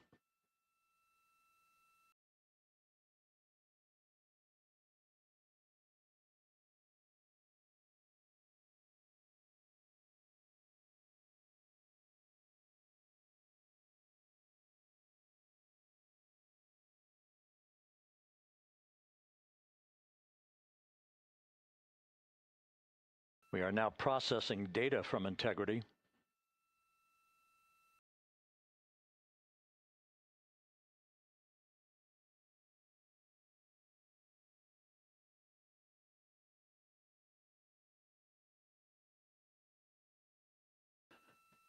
Landing and support officer reports the small boats are en route to the splashdown target zone.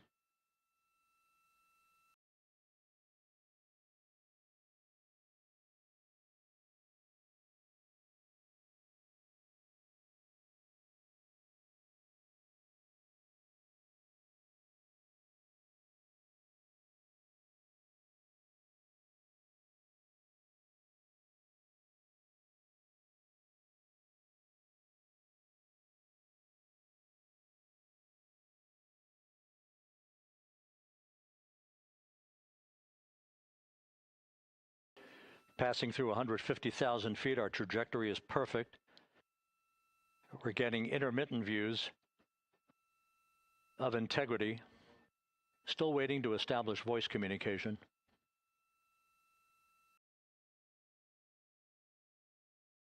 Integrity, Houston, comm check, post-blackout. Houston, Integrity, we have you loud and clear. Your trajectory is nominal, and your recovery teams have visual.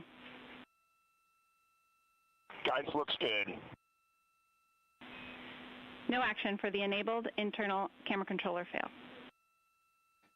Big cheers from the viewing room here in Mission Control as voice communication reestablished with Commander Reed Wiseman. For America and a waiting world, Integrity is 5.5 minutes away from coming home.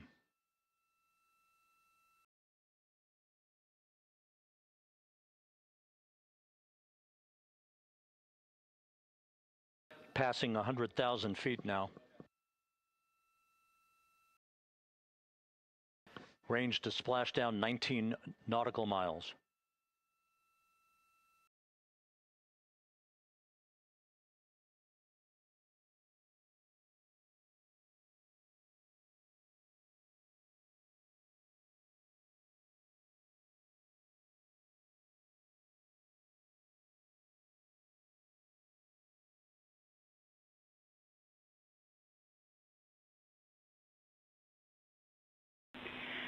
Integrity, impact to the camera controller fail is no Cab 1 views of the chutes.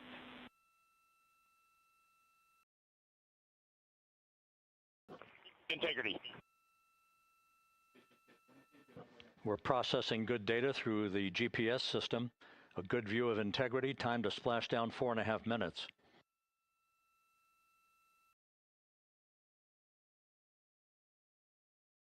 And a view of Integrity from the WB-57. We're at 50,000 feet.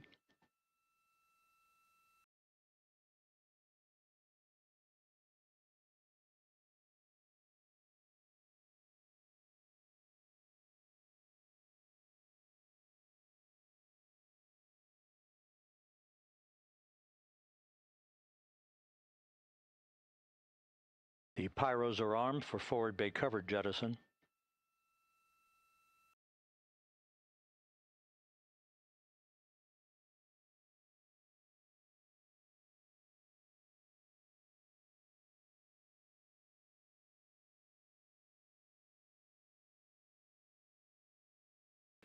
And there go the first series of parachutes, and we're on drogues.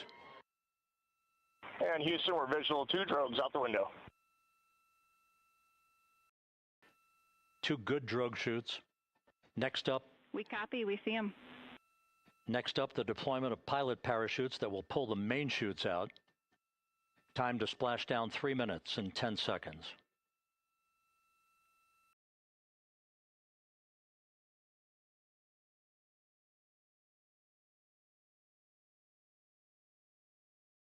Perfect descent rate according to flight dynamics. Good rates on 2 drogues.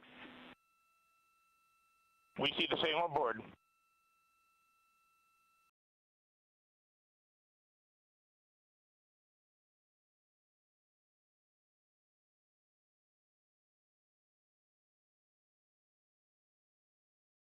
Passing through 10,000 feet, still on drogues.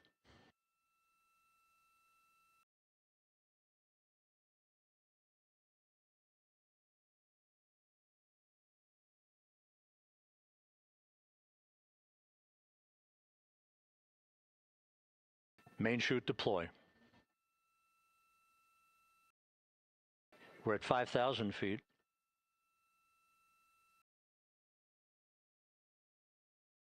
Search and recovery beacon has been activated on integrity. And we have 3 good main chutes. Good 3 main chutes, good reefing, good descent rate. Good rates, and we see 3 good-looking parachutes.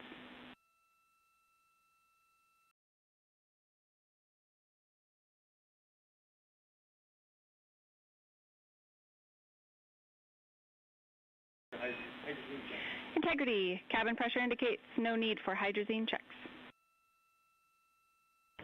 Integrity copies. This is a perfect descent for integrity. Its crew sounding hale and hearty on board. Time to splash down 1 minute, 15 seconds.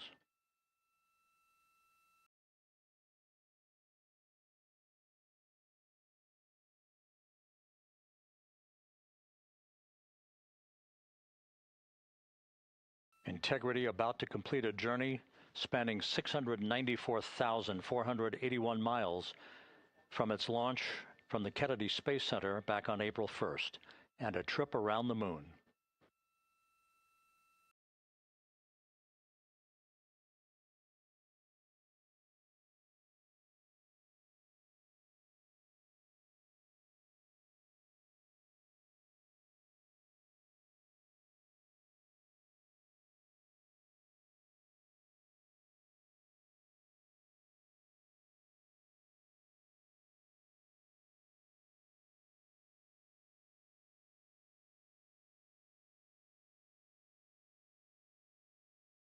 Passing through 1,000 feet.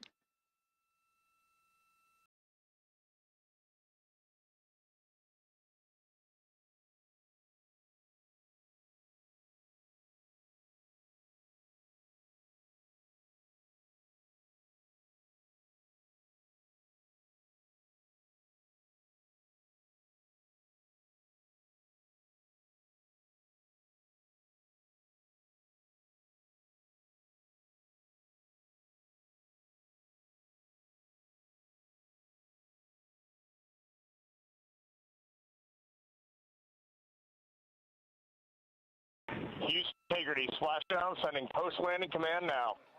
Splashdown confirmed. Copy splashdown, waiting on VLDR. Splashdown confirmed at 7:07 p.m. Central Time, 5:07 p.m. Pacific Time. From the pages of Jules Verne to a modern-day mission to the moon, a new chapter of the exploration of our celestial neighbor is complete. Integrity's astronauts back on Earth.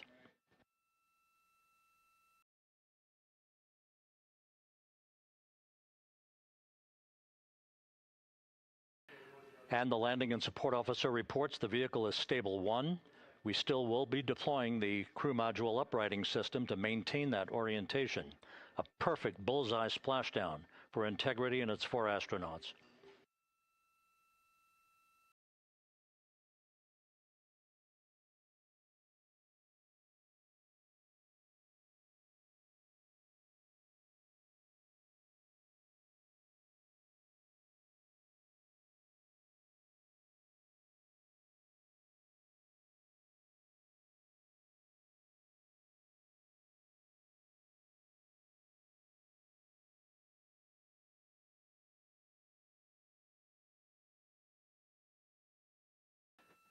The unofficial splashdown time, 7:07 and 47 seconds p.m. Central Time. We'll get that refined for you.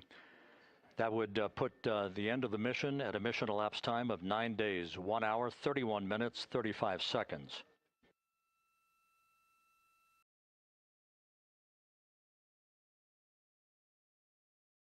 And we're configuring for very low data rate.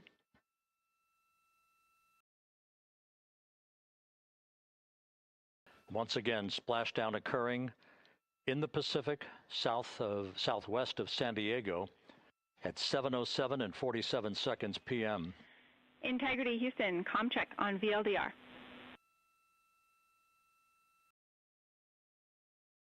Houston, we have you loud and clear on VLDR. How else? We have you the same. We'll meet you over in post-landing.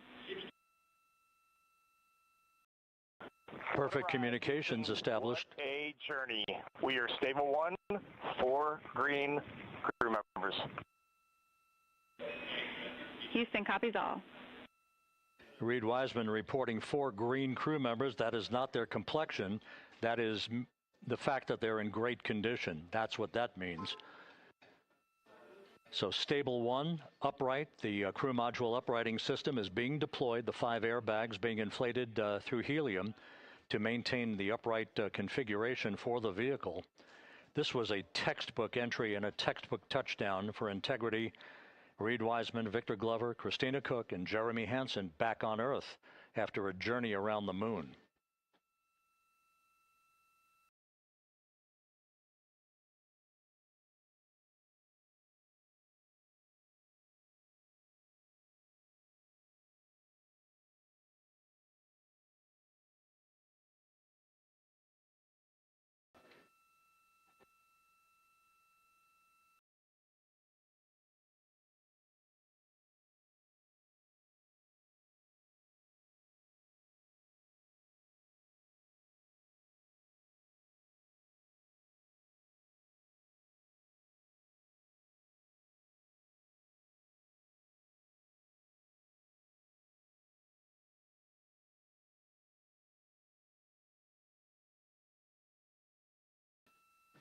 We continue to monitor the functioning of the CMOOS system.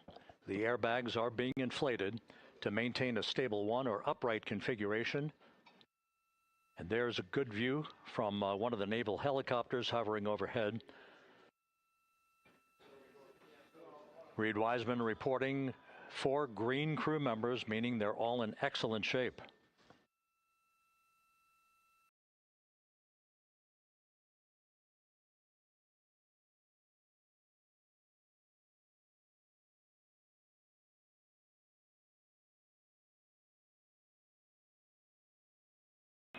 Integrity Houston for SAR beacon and radio. SAR beacon is in for 06, and we're powering the radio now. Go ahead. We see the beacon on. However, the recovery team is not seeing the signal. Your SAR radio uses the same antenna, so you may run into trouble with the radio. Okay, copy. And we are also powering up the sat phone now.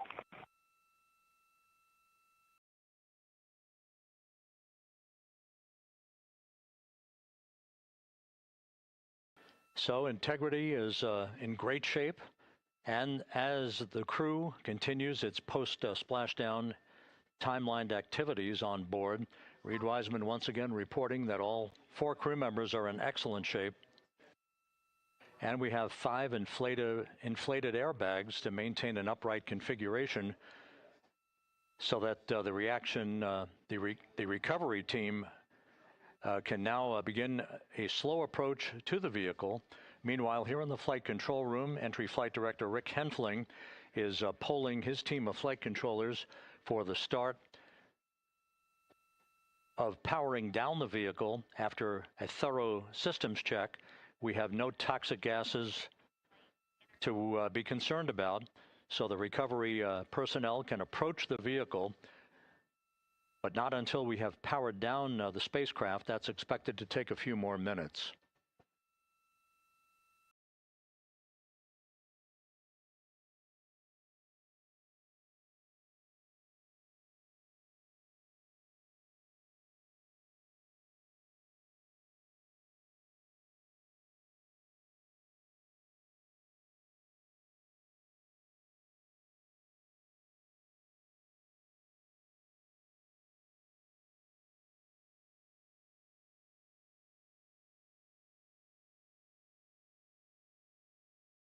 Integrity back on Earth following its historic flyby of the moon. It was, for all intents and purposes, a textbook mission. On 28 per hour remain on this frequency. We copy.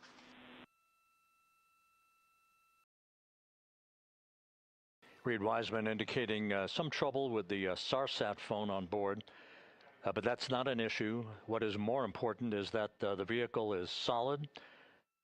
No issues as we begin the power down of the vehicle to begin the recovery process.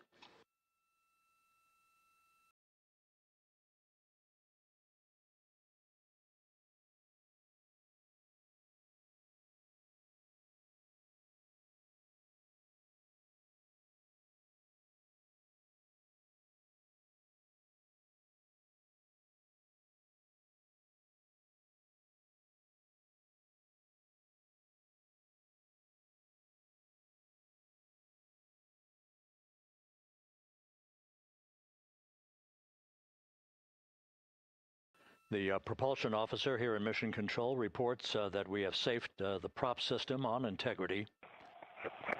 Can you say again that was very weak and broken?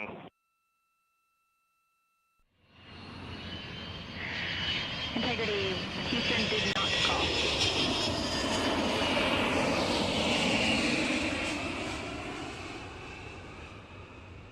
That Houston. It might have been on the SAR radio. Stand by.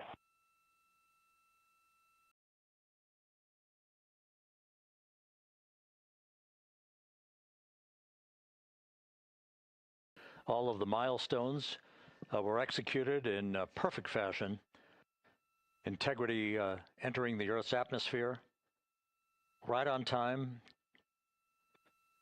reaching its peak speed shortly after a blackout period began. We emerged from the blackout period, but the recovery imagery airborne assets were able to pick up Integrity's descent almost immediately through entry interface, tracking the vehicle all the way down. And finally, you saw the sequence of chute deployments. First, the forward bay cover being pulled off the top of the vehicle by a series of 3 parachutes. Then the drogue chutes were deployed, followed by the 3 main chutes that slowed the splashdown velocity of Integrity to just 19 miles an hour.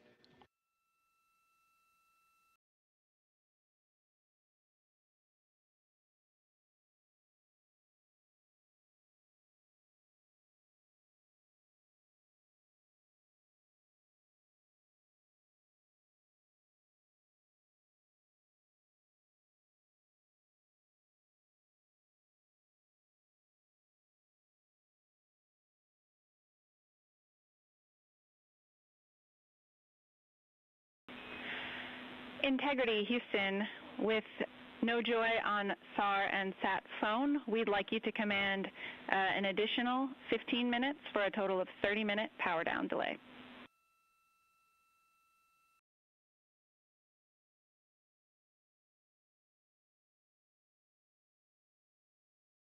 All right, Jackie, we have selected T/D+30. No joy on SAR radio or SAT phone. And stand by, we have the master diver on SAR radio. Please hold comms. Hey, Lily. Excuse me. Hey, Jackie, we just got the master diver on SAR.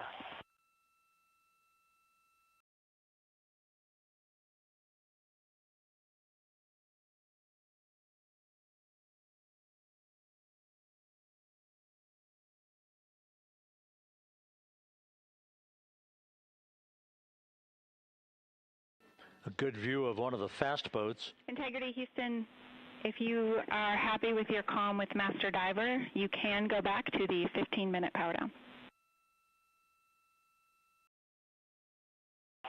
Okay, stand by. Yeah, we'll confirm here in a second.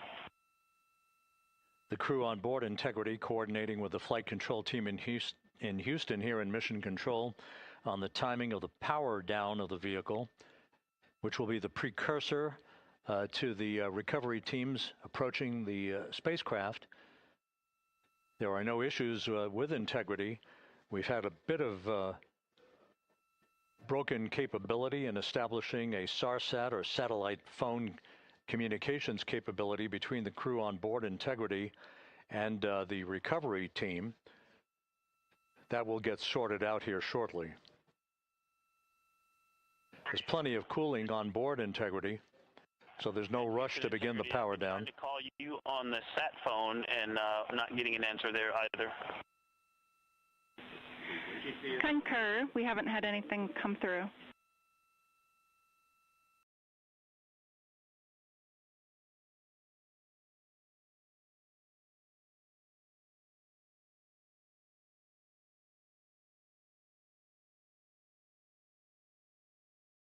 And Houston, if you could relay to recovery that we hear them, but it does not appear as though they are hearing us.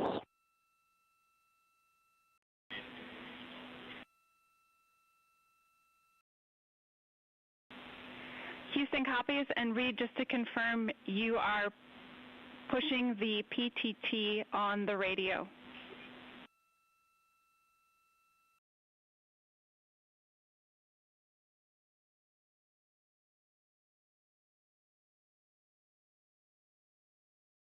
So as we continue to sort out the communications between Integrity and the recovery teams, we are standing by for the initiation of the power down procedures that, as you see, the recovery teams are moving towards the side of the capsule.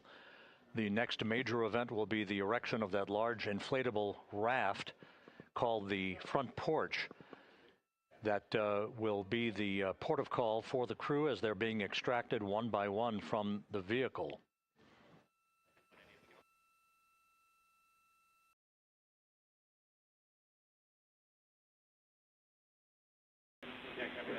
Integrity, Houston, for sat phone, we are going to attempt to call you.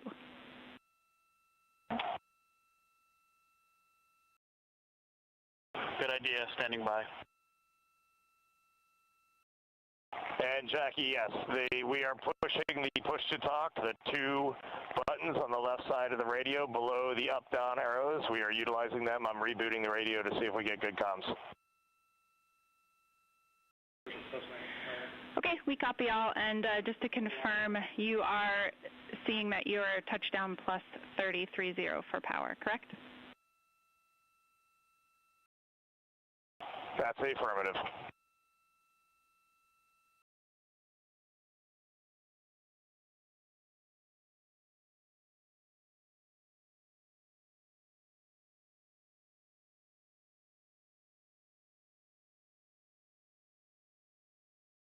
We are trying a backdoor approach to have Mission Control here call the crew on their satellite phone.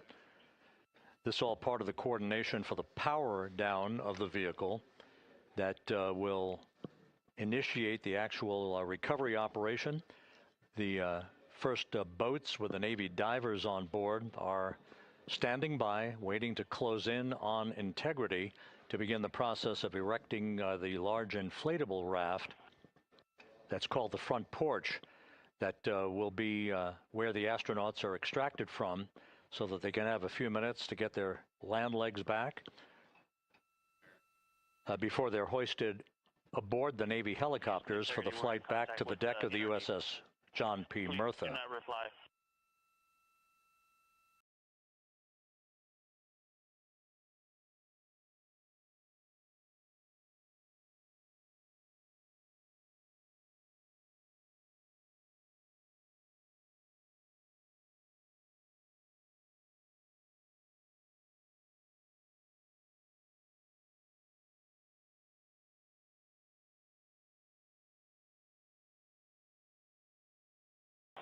And Houston, please don't reply. NRD, very weak, but readable. Master diver, we can hear, but they cannot hear us.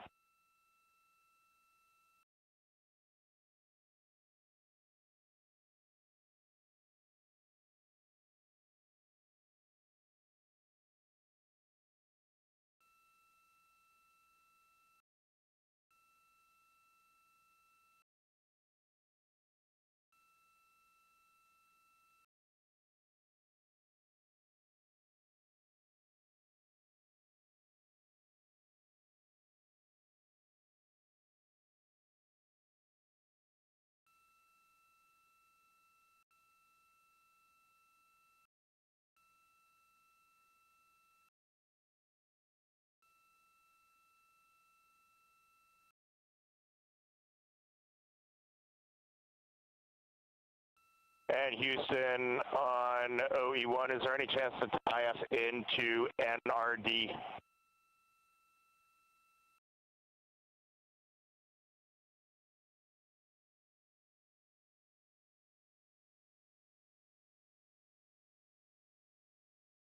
Checking.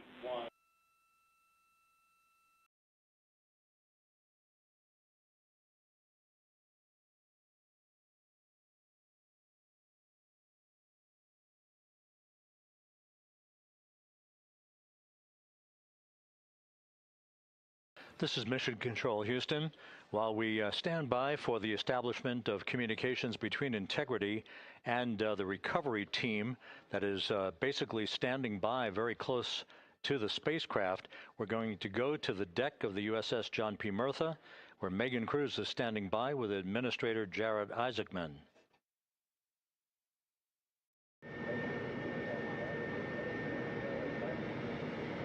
Hey, Rob, yeah, just such an honor to be able to be here on the ship, to be able to share and experience this moment with everyone together. And of course, as you just said, yes, here with NASA Administrator Jared Isaacman. Administrator, how did you feel getting to witness this and seeing NASA at its best?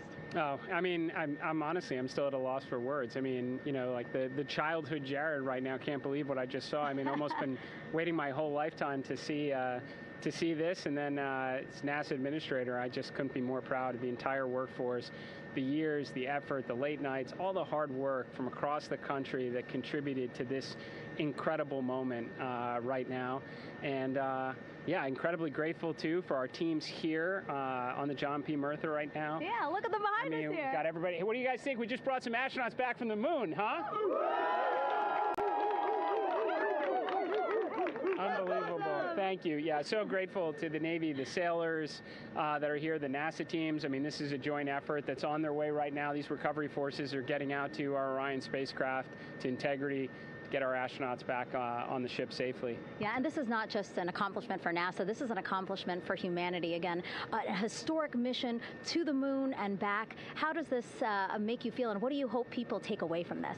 Well, I'll tell you, you know, I think about the crew members that we've all had an opportunity to observe over the last 10 days, right? I mean, they're absolutely professional astronauts. I mean, wonderful communicators, almost poets. But then I think these were the ambassadors from humanity to the stars that we sent out there right now. And I can't imagine a better crew than the Artemis II crew that just completed a perfect mission right now. So yes, it's a huge moment for everybody, right? I mean, we are back in the business of sending astronauts to the moon, bringing them back safely, and to set up for a series more. I mean, this is not a once in a lifetime, which you hear sometimes around here. It's like, this was a once in a lifetime. No, it's not. This is just the beginning. We are going to get back into doing this with frequency, sending missions to the moon until we land on it in 2028 and start building our base. Yeah, are we going to build on the momentum for Artemis 3? I mean, it's just around the corner. Absolutely. So, I mean, that's, you know, part of me too. Like, I can't wait to get the crew off of Integrity right now, but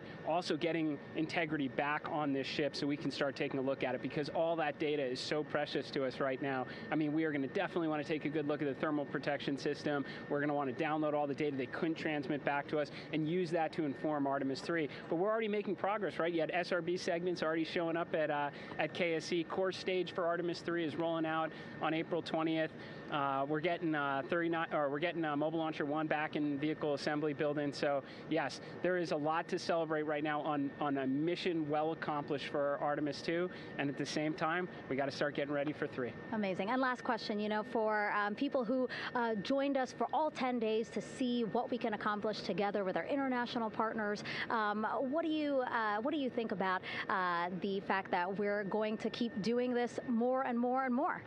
It's incredibly exciting. I mean, yes, it's the contributions, like the best and brightest across the NASA workforce from across the country, our industry partners, our international partners. We had a Canadian Space Agency astronaut on board in Jeremy. We had the European Service Module. And you think in the days leading up to this launch, I mean, 48 hours prior to launching Artemis 2, I was meeting with the Italian Space Agency. We signed a memorandum of understanding to build a habitation module on the moon. I mean, you have countries, all of our allies and partners coming together saying, we are committed to this effort, we are returning to the moon, we're doing it to stay, we are building that enduring presence, we are going to master the skills on the surface of the moon so someday we can undertake missions to Mars. It's just an incredibly exciting time, and we're not going at it alone. We're bringing everybody along with us. Absolutely. And speaking of everyone, one more time, we're going to ask the crew here, you guys ready to land on the moon?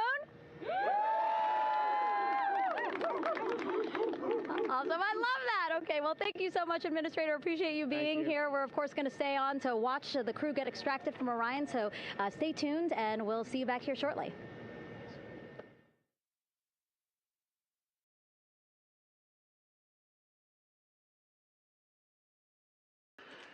Thank you, Megan, and thank you, Administrator Isaacman. We are in the process of working to establish that communications link and to establish the procedures that will lead to the power down of the spacecraft, which is gently bobbing in the Pacific following a bullseye touchdown that occurred at 7:07 p.m. Central Time, 5:07 p.m. Pacific Time, 2.5 hours before sunset in the Pacific, southwest of San Diego. We have once again heard from the crew during that interview opportunity with the administrator, and we have 4 healthy crew members on board.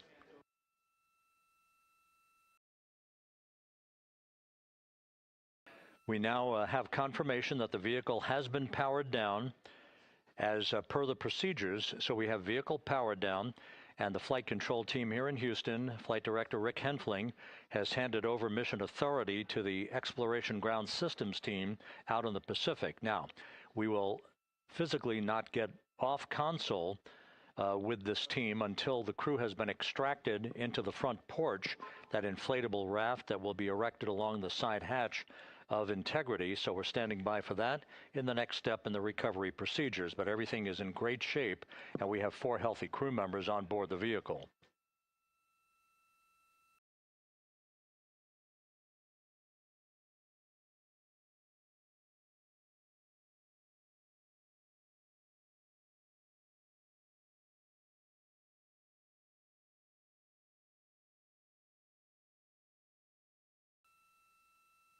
All of the entry events went by the book, no issues, perfect trajectory for Integrity that was culminated with one final raise burn to improve the angle of attack for the vehicle as it entered the Earth's atmosphere. All of that flight dynamics computation worked like a charm.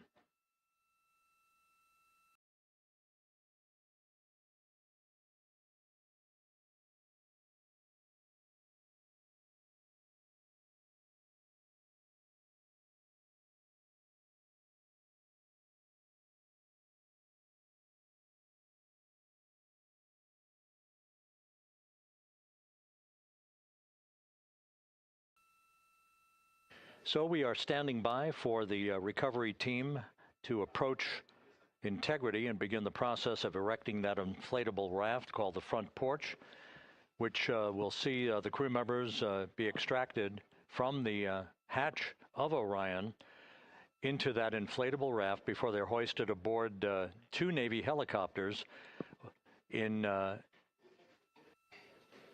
variety of different configurations. Each crew member will be hoisted in sequential fashion, in alternating fashion, 2 crew members for each helicopter before they turn around to head back to the John P. Murtha. Once on the deck of the ship, they'll be brought into medical bay for comprehensive medical exams. But Reed Wiseman has reported several times that the crew is in excellent shape.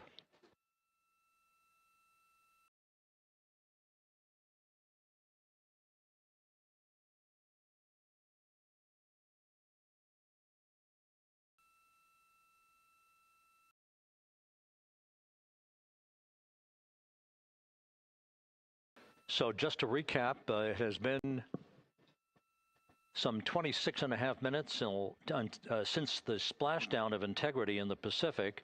The vehicle is in excellent shape. It performed like a champ all the way down through the Earth's atmosphere. All of the vehicle functions were checked off in excellent trip hammer fashion. The parachutes all deployed as planned. Splashdown occurring at 7:07 p.m. Central Time, 5:07 p.m. Pacific Time.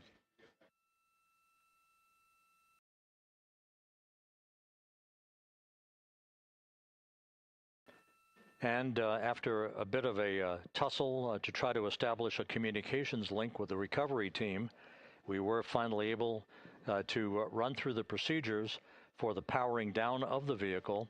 We've handed over mission authority to the Exploration Ground Systems folks out in the Pacific, and the recovery team will be approaching the vehicle shortly to erect the inflatable raft called the front porch before opening the hatch to integrity to bring the crew members onto that raft before they're hoisted onto two Navy helicopters, two crew members for each helicopter, before they're flown back to the deck of the USS John P. Murtha.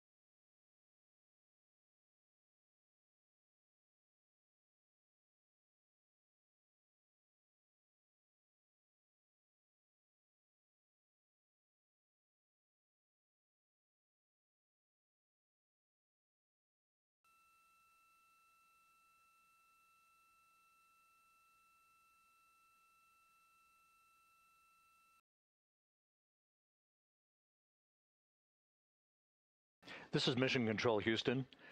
After talking to the flight dynamics folks, we have a bit of a refinement on the splashdown time for you.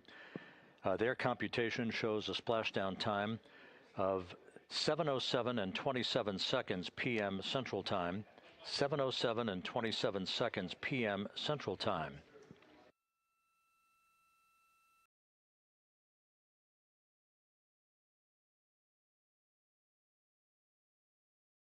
That would equate to a mission elapsed time of 9 days, 1 hour, 32 minutes, and 15 seconds.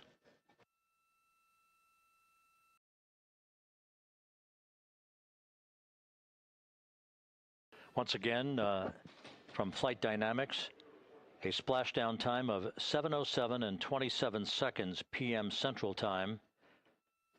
That would equate to a mission elapsed time of 9 days, 1 hour, 32 minutes, and 15 seconds.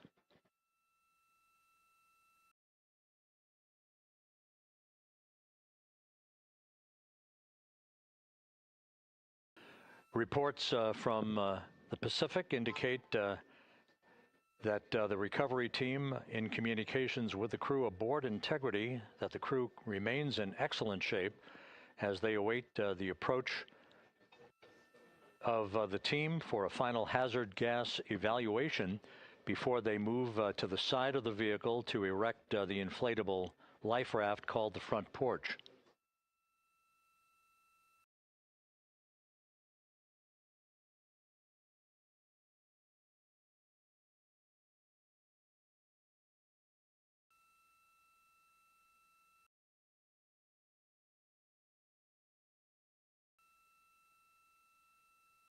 Again, no issues with Integrity. The vehicle is powered down. All of its systems are now safed.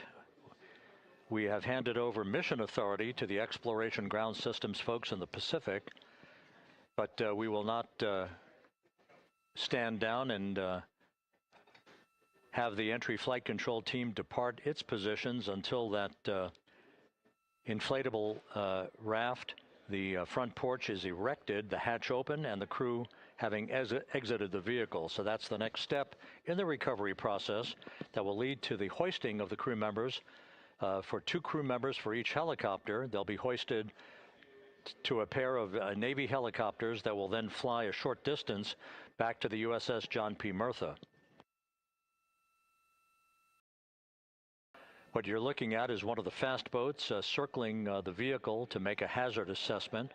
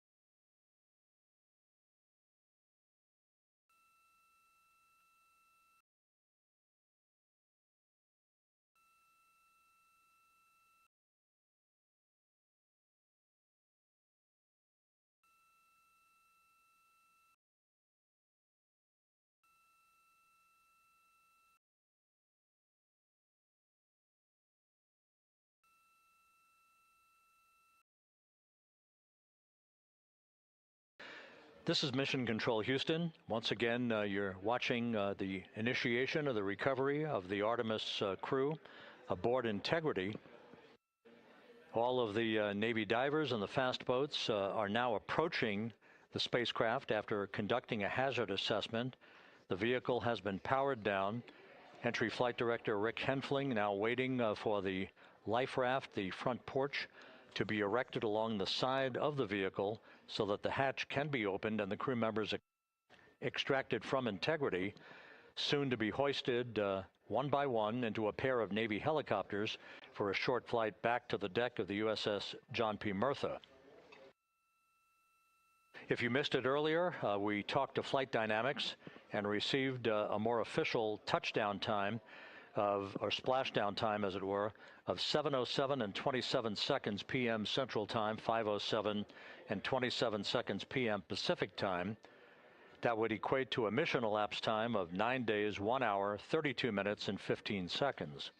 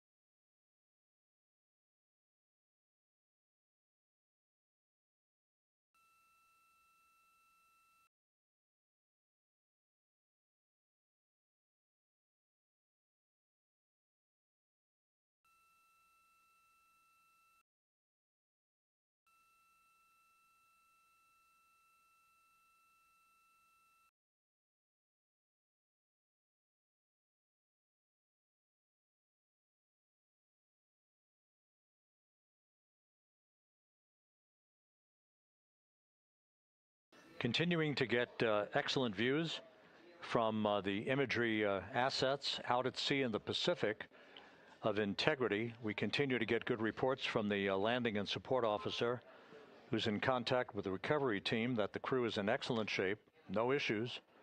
They're just currently biding their time, waiting for the front porch to be erected. We have no hazardous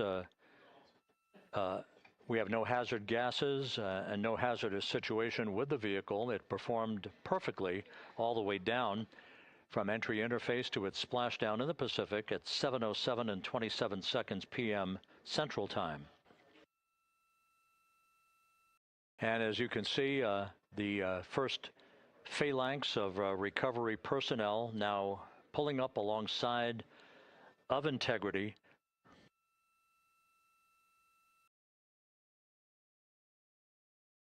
This includes Navy divers, a Navy flight surgeon, and other recovery personnel who have trained for several years for this recovery process.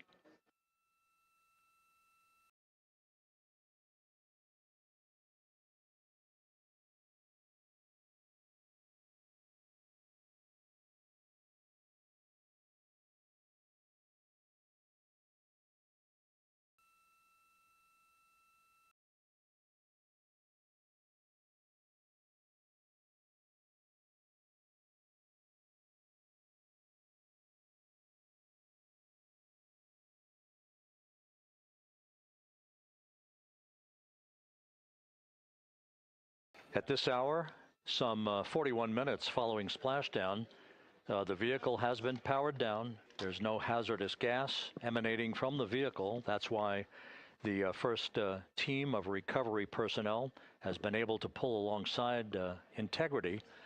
And the reports continue to come in that the 4 astronauts are in excellent shape.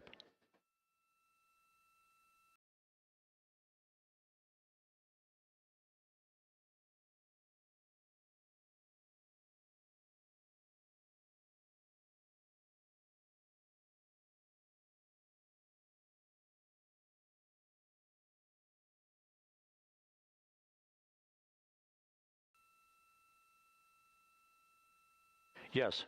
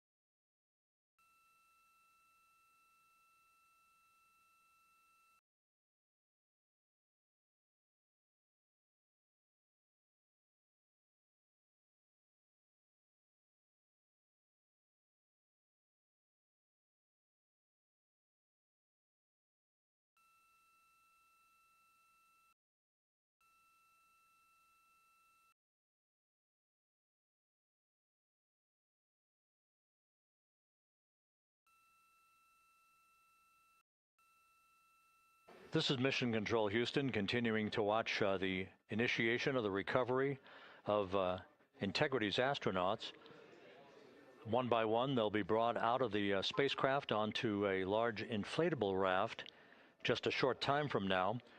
In the meantime, we can go back to the USS John P. Murtha, where my colleague Megan Cruz is standing by to provide her situation report.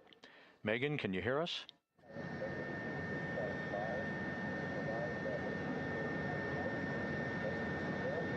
Hey, Rob. Yes, I can hear you. Thank you. Yeah, we're back here on the bow of the recovery ship where there are still plenty of people peering out into the water. We are not very far from the action everyone is seeing on their screen now.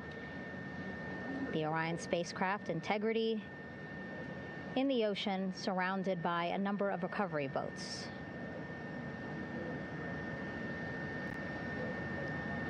As Rob has been saying, in those recovery boats, NASA and Navy personnel specifically trained to get the astronauts out of Orion.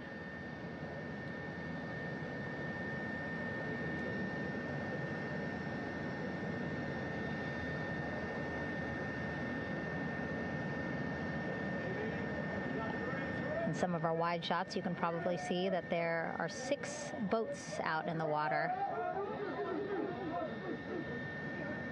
More than 40 people out in the water right now on those boats.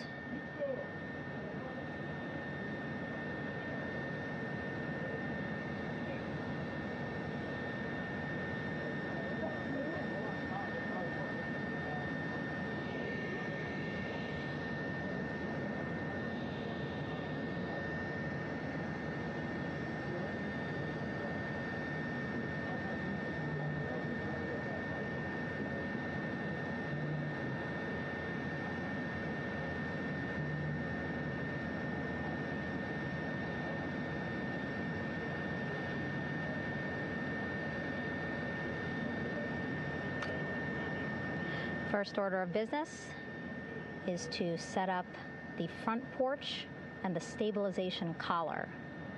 You might also hear it referred to as a stab collar.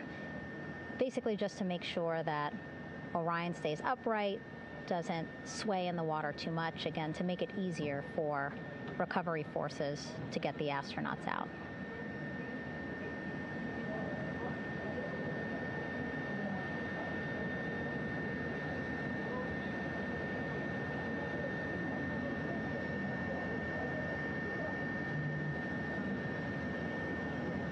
Again, we splashed down in the Pacific Ocean just after 5 p.m. Pacific time here.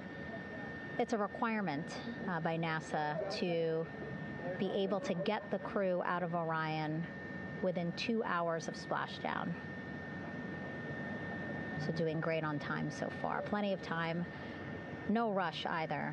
I was speaking to NASA flight surgeon Rick Schuring earlier in this broadcast, and he said to me, no rush to get the crew out. Just want to make sure that they're feeling good, and whenever they're ready to take their step out of Orion and onto that large raft, the front porch, folks will be ready.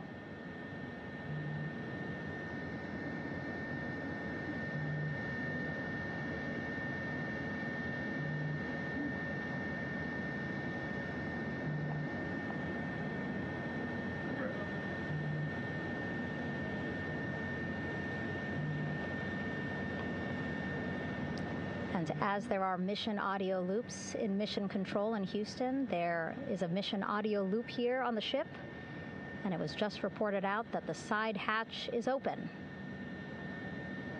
Side hatch of Integrity is open. You're getting these beautiful shots from our aerial assets. The ship itself, where I'm on, just 3,000 yards away. Again, plenty of people on the boat here, glued to the side closest to where they can see all this action. And again, with just 3,000 yards separating us, great views from the bow here. You can see now that side hatch is open. One of the Navy personnel is about to get inside there.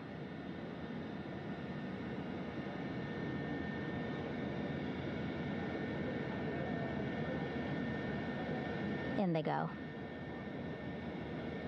In total, 4 will go into Orion. So it'll be a little bit of a tight squeeze, but the goal is to have a recovery personnel with each astronaut assessing them.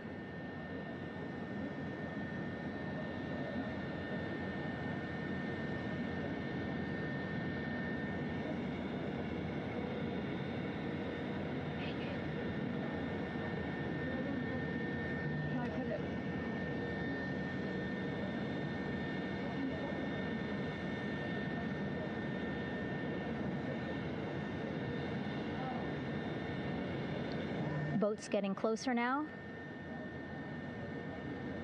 Again, that one that's right up against Orion, those are the divers that will go in to the spacecraft to check on each of the astronauts. These other boats will begin doing a number of things, putting on that stabilization collar onto Orion, building that front porch. Eventually, they will retrieve the parachutes, as well as tow Orion back to the well deck of the recovery ship here.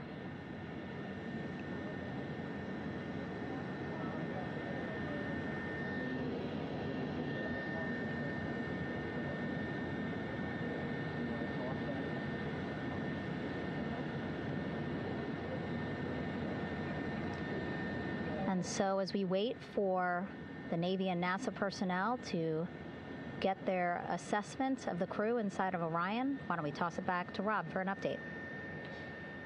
Yeah, thank you, Megan. Here in Mission Control, Flight Director Rick Henfling and the entry team of flight controllers still on duty. The vehicle has been powered down for some time now. There are no hazardous gases emanating from Integrity. That, of course, allowed the recovery personnel to approach the vehicle and then open the hatch to begin the initial medical assessment of the crew, as you just indicated.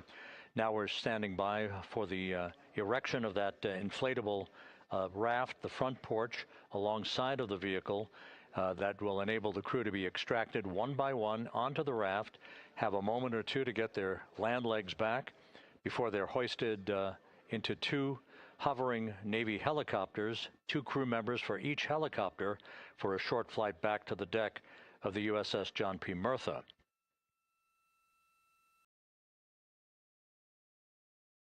All of Integrity's systems operated flawlessly throughout the course of the approach to the Earth, the entry into the Earth's atmosphere, and all of the key milestones that followed in this high-speed return to Earth for integrity. A mission that spanned more than 694,000 miles from the vehicle's launch from the Kennedy Space Center atop the Space Launch System back on April 1st.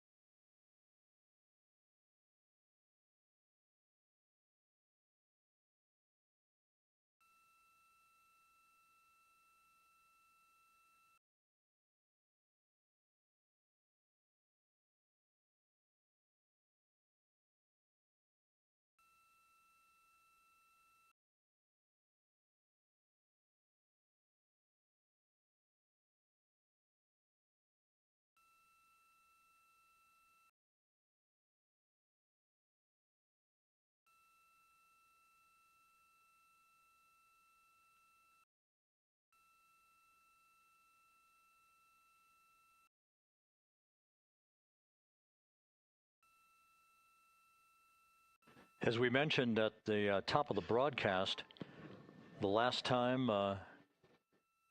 that the Apollo program saw a splashdown in the Pacific was Apollo 17 back on December 19th, 1972.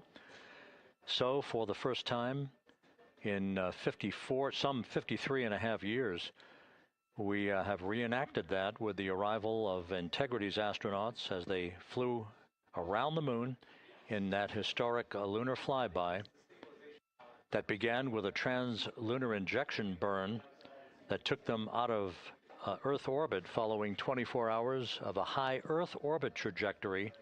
The high Earth orbit trajectory enabled flight controllers here to have a full 24 hours to evaluate the systems on Integrity and the condition of the crew before they would commit to flying to the moon.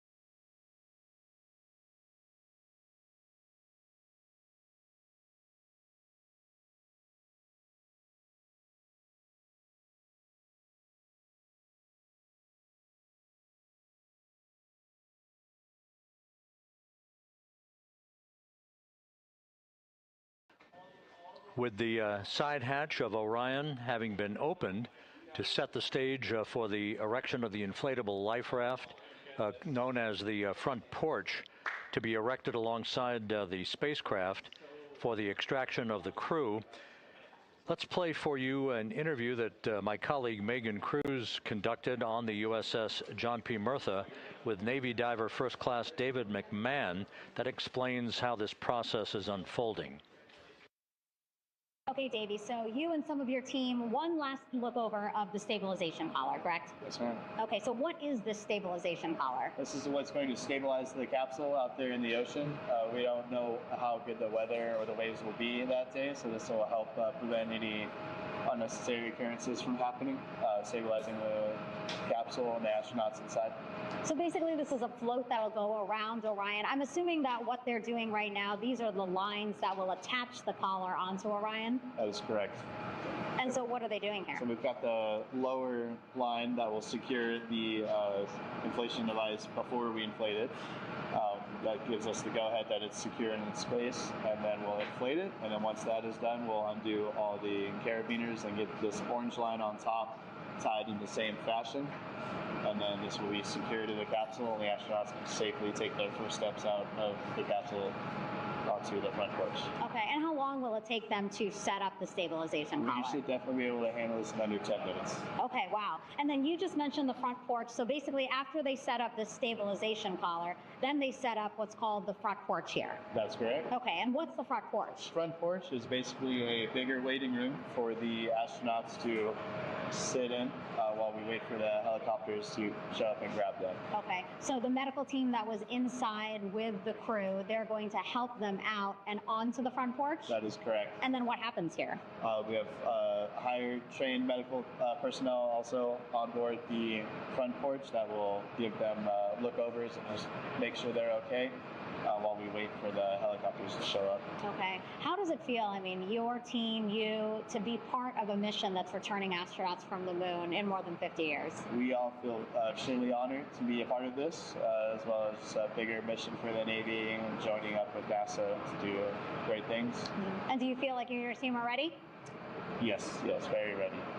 Cool. All right, thank you so much. Thank you.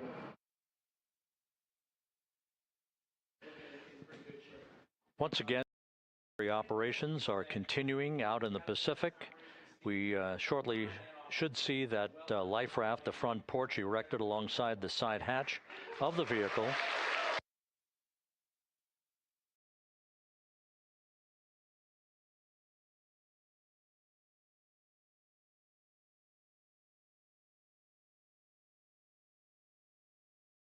A number of flight controllers have come into the flight control room to receive congratulations from Entry Flight Director Rick Henfling. But we're going to stick with our operations out in the Pacific as we await the extraction of the 4 crew members who are reported to be in excellent condition.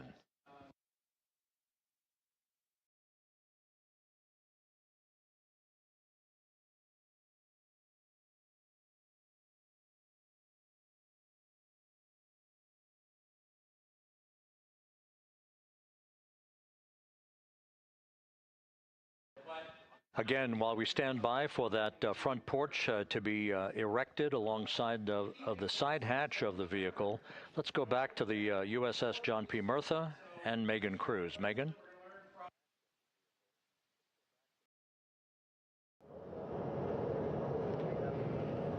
Hey, Rob.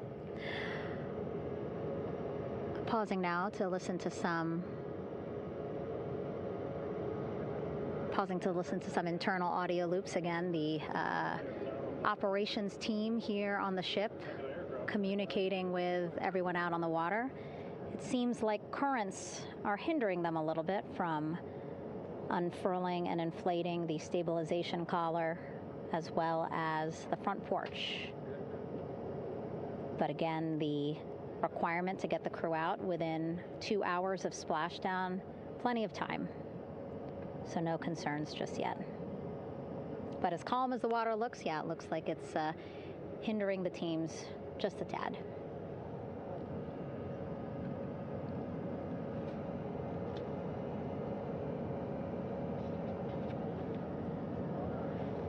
You can see in some of our shots that side hatch still open. Again, inside there are now 8 people inside. 4 divers, Navy divers, all with medical training, each assigned to an astronaut each. Making sure that they're comfortable, feeling good.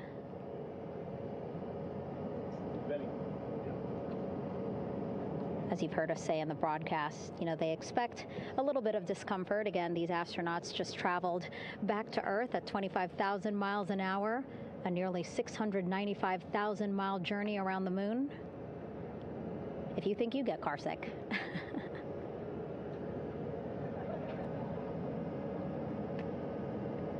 Again, 6 boats out there, lots of gear with them, just in case, right? As we said, the crew reported feeling great, but again, all those folks out there in case they weren't, right? NASA is all about making sure we think about every situation that can happen, and so, of course, wanted to be ready in case any of our astronauts needed more medical attention while out there in the water.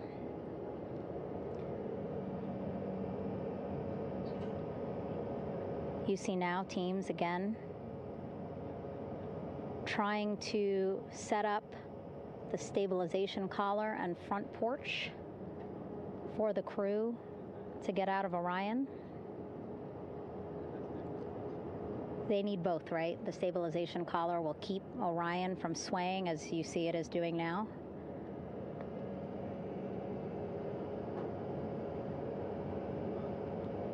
And then they will connect the front porch to the stabilization collar so that the crew can take 2 steps and they will be in the front porch.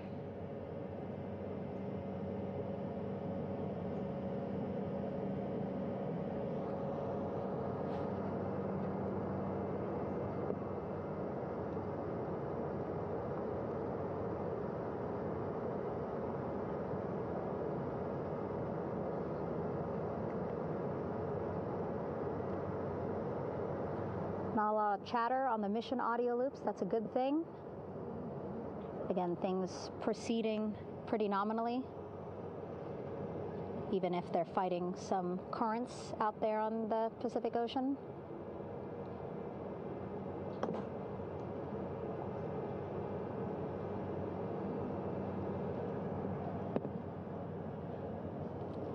Again, the goal, setting up the stabilization collar and the front porch so that the crew can rest comfortably in the front porch, get placed into harnesses so that 2 helicopters can lift them off the front porch and onto the USS John Murtha here.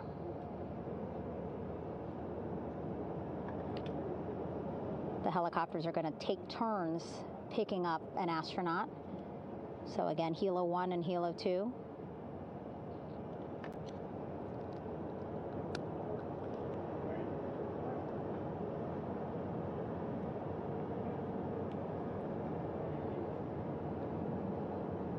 Okay, and the recovery team here on the ship just got a report from the undersea medical officer who is inside the capsule with the crew.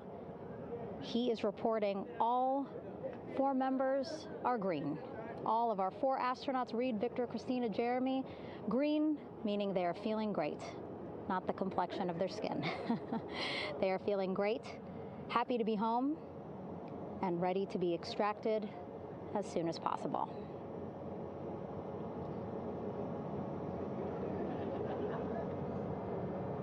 And so, as I was saying, we have 2 helicopters circling the activity you're seeing on the water right now. Each will take turns picking up an astronaut. So Helo 1 will come on in, hover above the front porch, about 40 feet above the front porch. A Navy recovery specialist will be hoisted down into the front porch.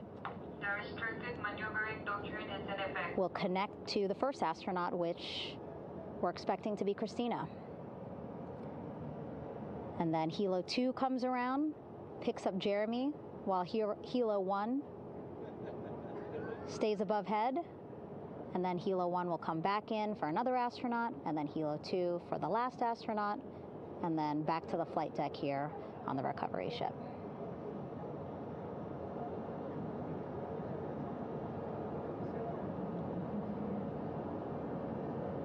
I was talking to Assistant Artemis Recovery Director Paul Sierpinski. He said helos are a much quicker, safer way to get on board. They did actually consider boats, but then if you think about it, longer time, the crew would have to move through more of the ship. This way the helos will give a more direct, quicker route to the medical bay for our 4 astronauts.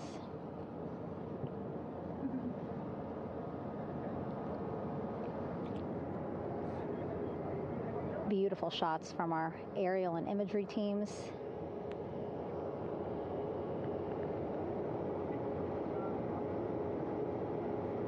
Clouds have dissipated for a clear view from the bow of the recovery ship here.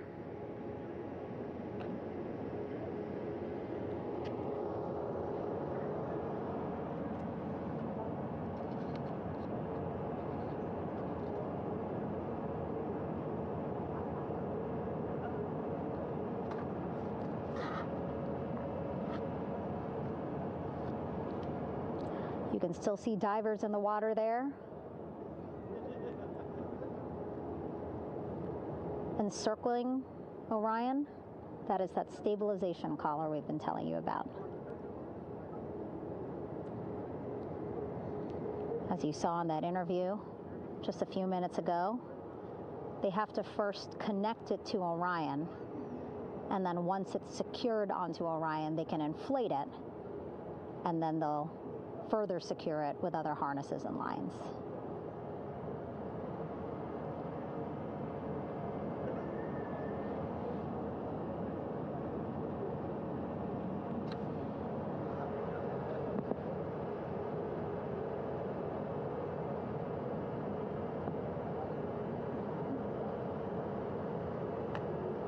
About an hour and 10 minutes since splashdown in the Pacific Ocean here.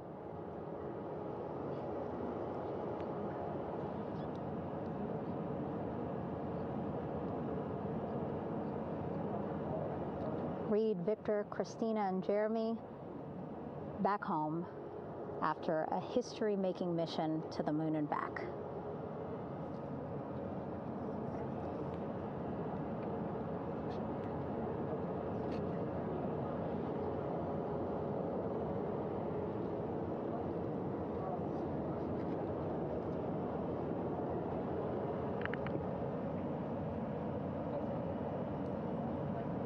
If you missed what we said just a couple of minutes ago, the undersea medical officer inside with the crew in Orion reporting all 4 crew members feeling great.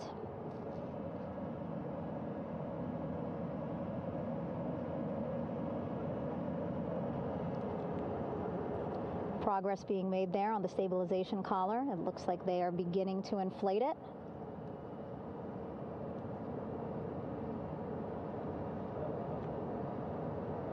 And it looks like they're starting to unfold the front porch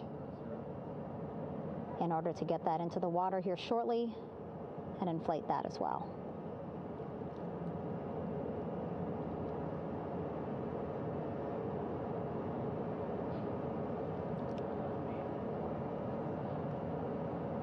Again, more than 40 people out in the water right now.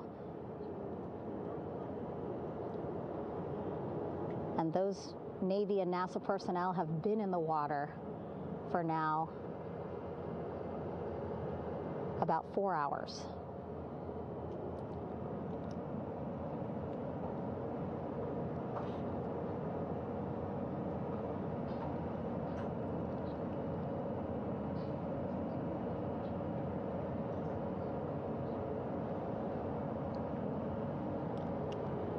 The reason why they had to get out so early is just to stage everything. And actually here on the ship, when there are flight operations happening, you can't have anything else, right? Just because the flight deck can be a dangerous place, so they just want to focus on planes coming and going from the ship, so that's why they wanted to get the boats in the water to make sure that they have all the time they needed for the flight ops.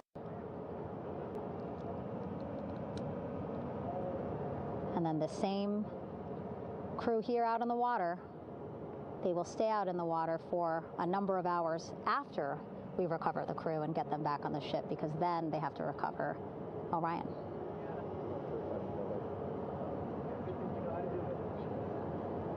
All right, that stabilization collar looking good around Orion. We're now seeing some recovery personnel getting on to that collar. Again, they need to further attach it to Orion to make sure that it can really prop up the spacecraft. It's basically lifting it up off of the water just a tad. Again, so it's not so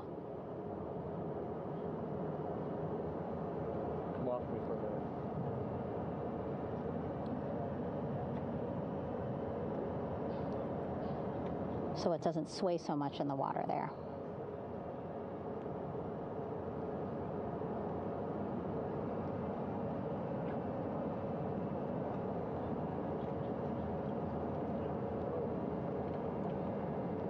And now that front porch looks like it's nearly fully inflated as well.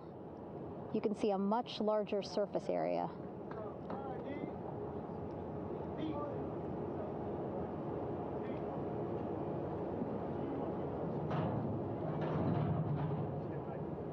And so once the crew get out of Orion, they can stretch their legs a little bit on this front porch, get some fresh air.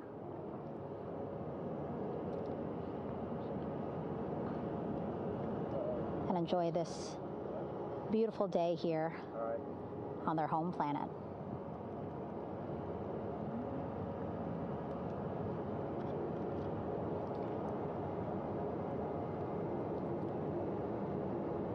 It appears teams now are about to connect the front porch to the stabilization collar.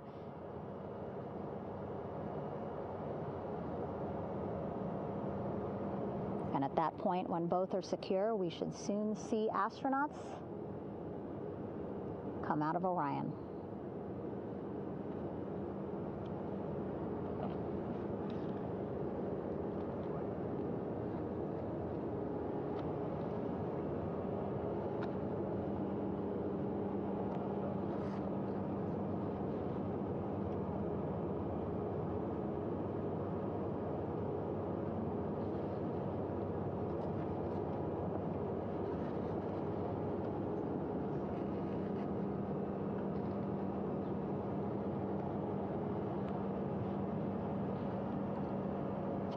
All these views you see also being fed to the Landing Force Operations Center here on the ship. Of course, it is very important for our recovery teams leading the mission to have all the views that you're seeing as well. Again, listening to their communication loop here on the ship. Very quiet, which is a good thing. It means things are going pretty nominally, meaning as expected.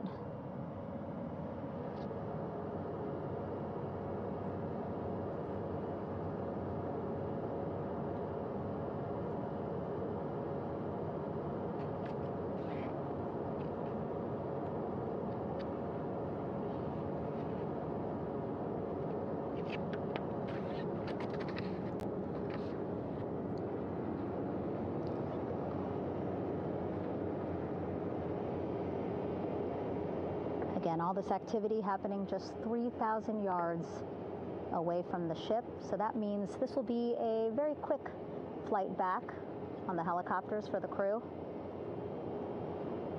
2-3 minutes, and then they'll be back here on the ship. I know.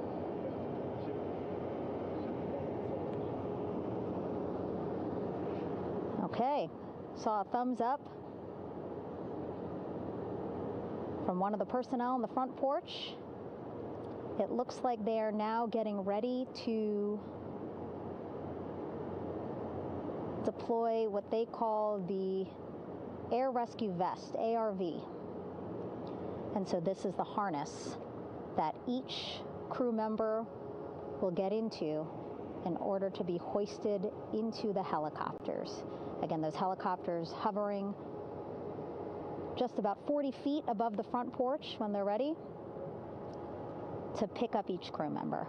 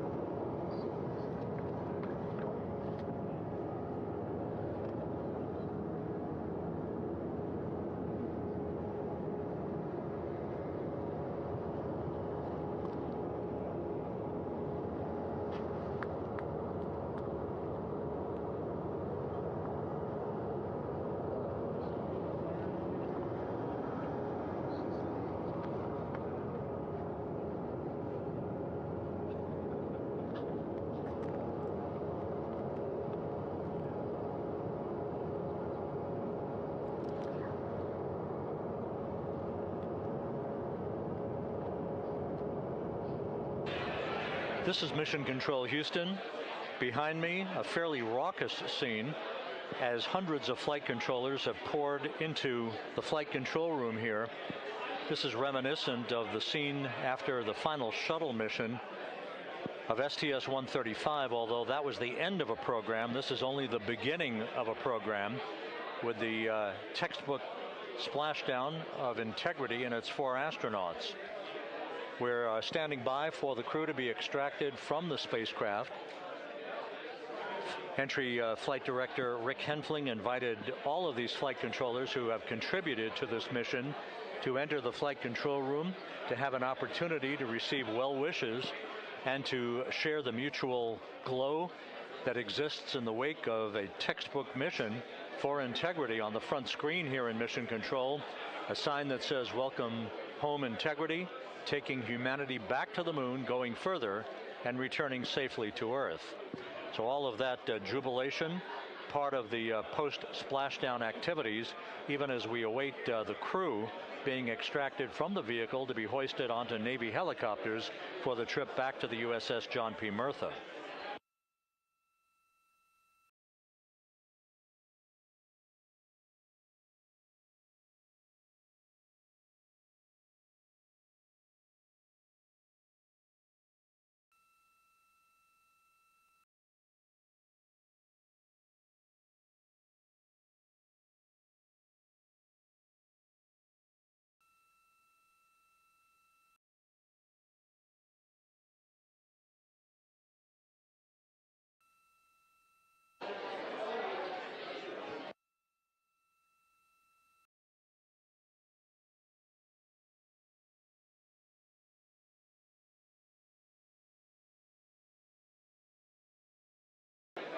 Once again here in Mission Control, this view of the Artemis flight control room, known as the White Flight Control Room. This is the old shuttle flight control room, and now is the home of Artemis missions to the moon and beyond. Once again, quite a few flight controllers were invited in by Entry Flight Director Rick Henfling to share in the jubilation following the successful splashdown of Integrity. That splashdown occurring an hour and 22 minutes ago, as we stand by for the completion of the extraction of the crew and ultimately their hoisting onto Navy helicopters for a short flight back to the USS John P. Murtha. Splashdown occurred at 7:07 and 27 seconds p.m. Central Time.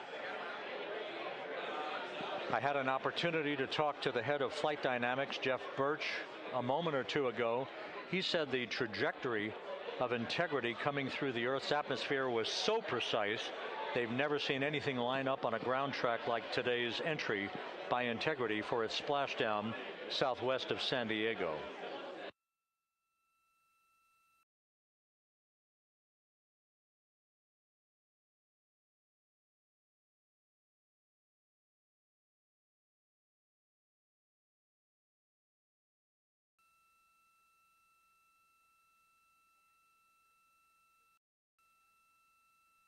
And the initial, you can hear it.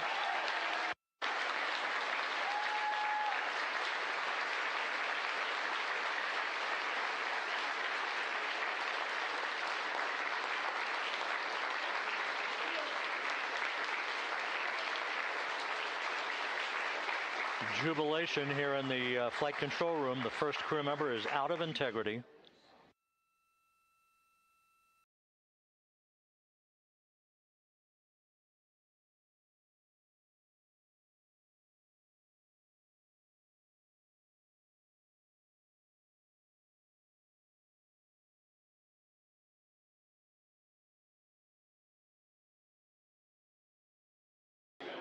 We are expecting the other crew members momentarily to be extracted.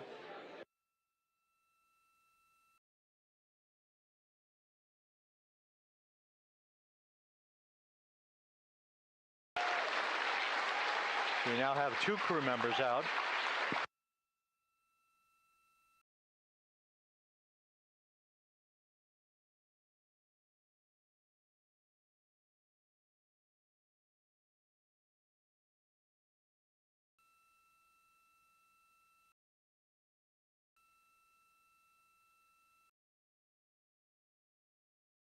Two crew members out, 2 to go.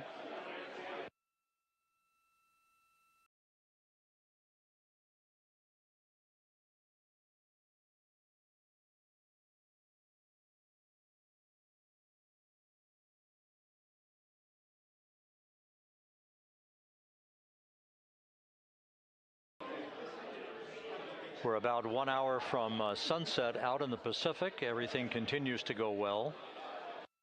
Integrity's systems function perfectly during its entry back to Earth. And Reed Wiseman, the commander who will be last out of the vehicle, reported that all the crew members were feeling very well.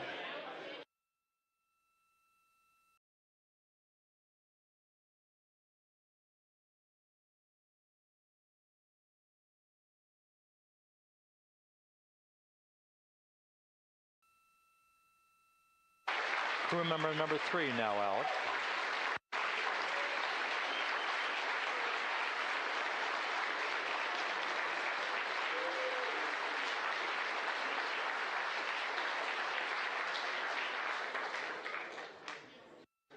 And now standing by for the commander, Reed Wiseman, who will be last out of his ship. Bobbing in the Pacific under almost ideal conditions, Integrity spanned 694,000 miles during its journey from launch to splashdown.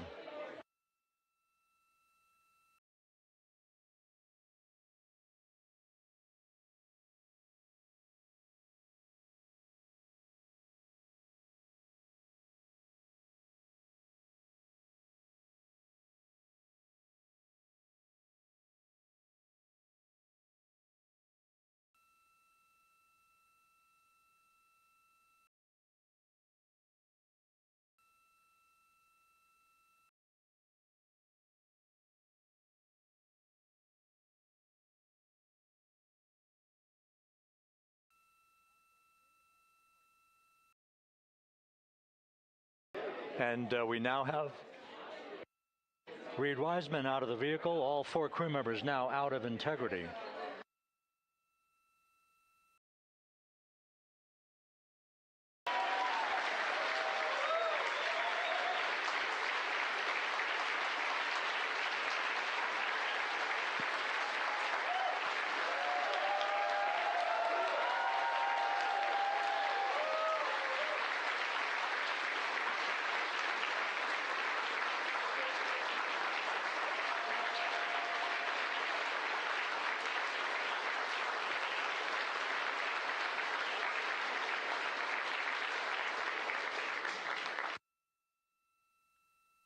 Once again, all 4 crew members now on the front porch, and the procedure to begin hoisting them up to these 2 Navy helicopters hovering overhead will begin shortly.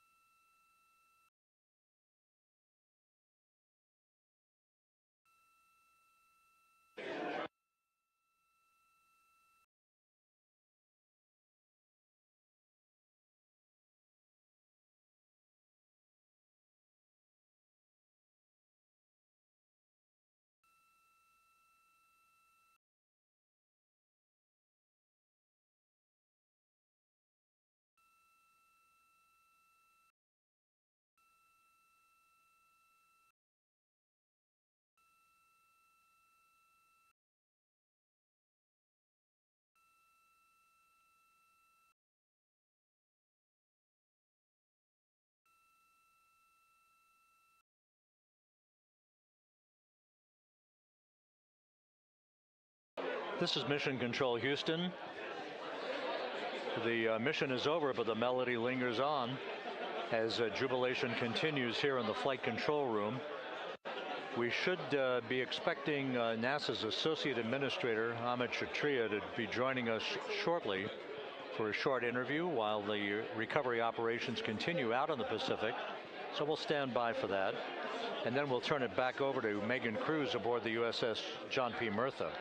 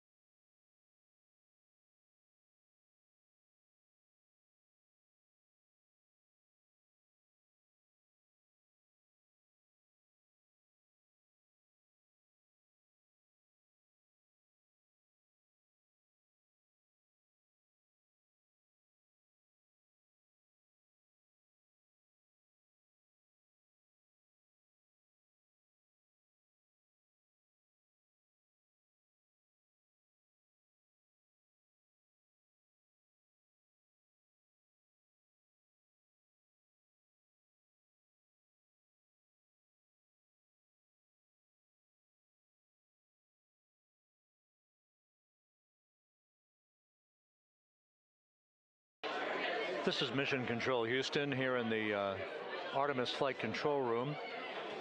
A number of flight controllers basking in the glory of the successful end of this mission that carried 4 astronauts around the moon on a lunar flyby, and the first test flight of Orion with crew members on board. Splashdown occurring an hour and 32 minutes ago after a flawless descent back into the Earth's atmosphere for the vehicle. Its 4 crew members in good shape, simply enjoying their time right now on the front porch, as it were, the inflatable raft alongside of their Integrity spacecraft. We're expecting Amit Kshatriya, the NASA Associate Administrator, to join us here momentarily for a brief interview before we turn it back over to Megan Cruz aboard the USS John P. Murtha, the recovery ship.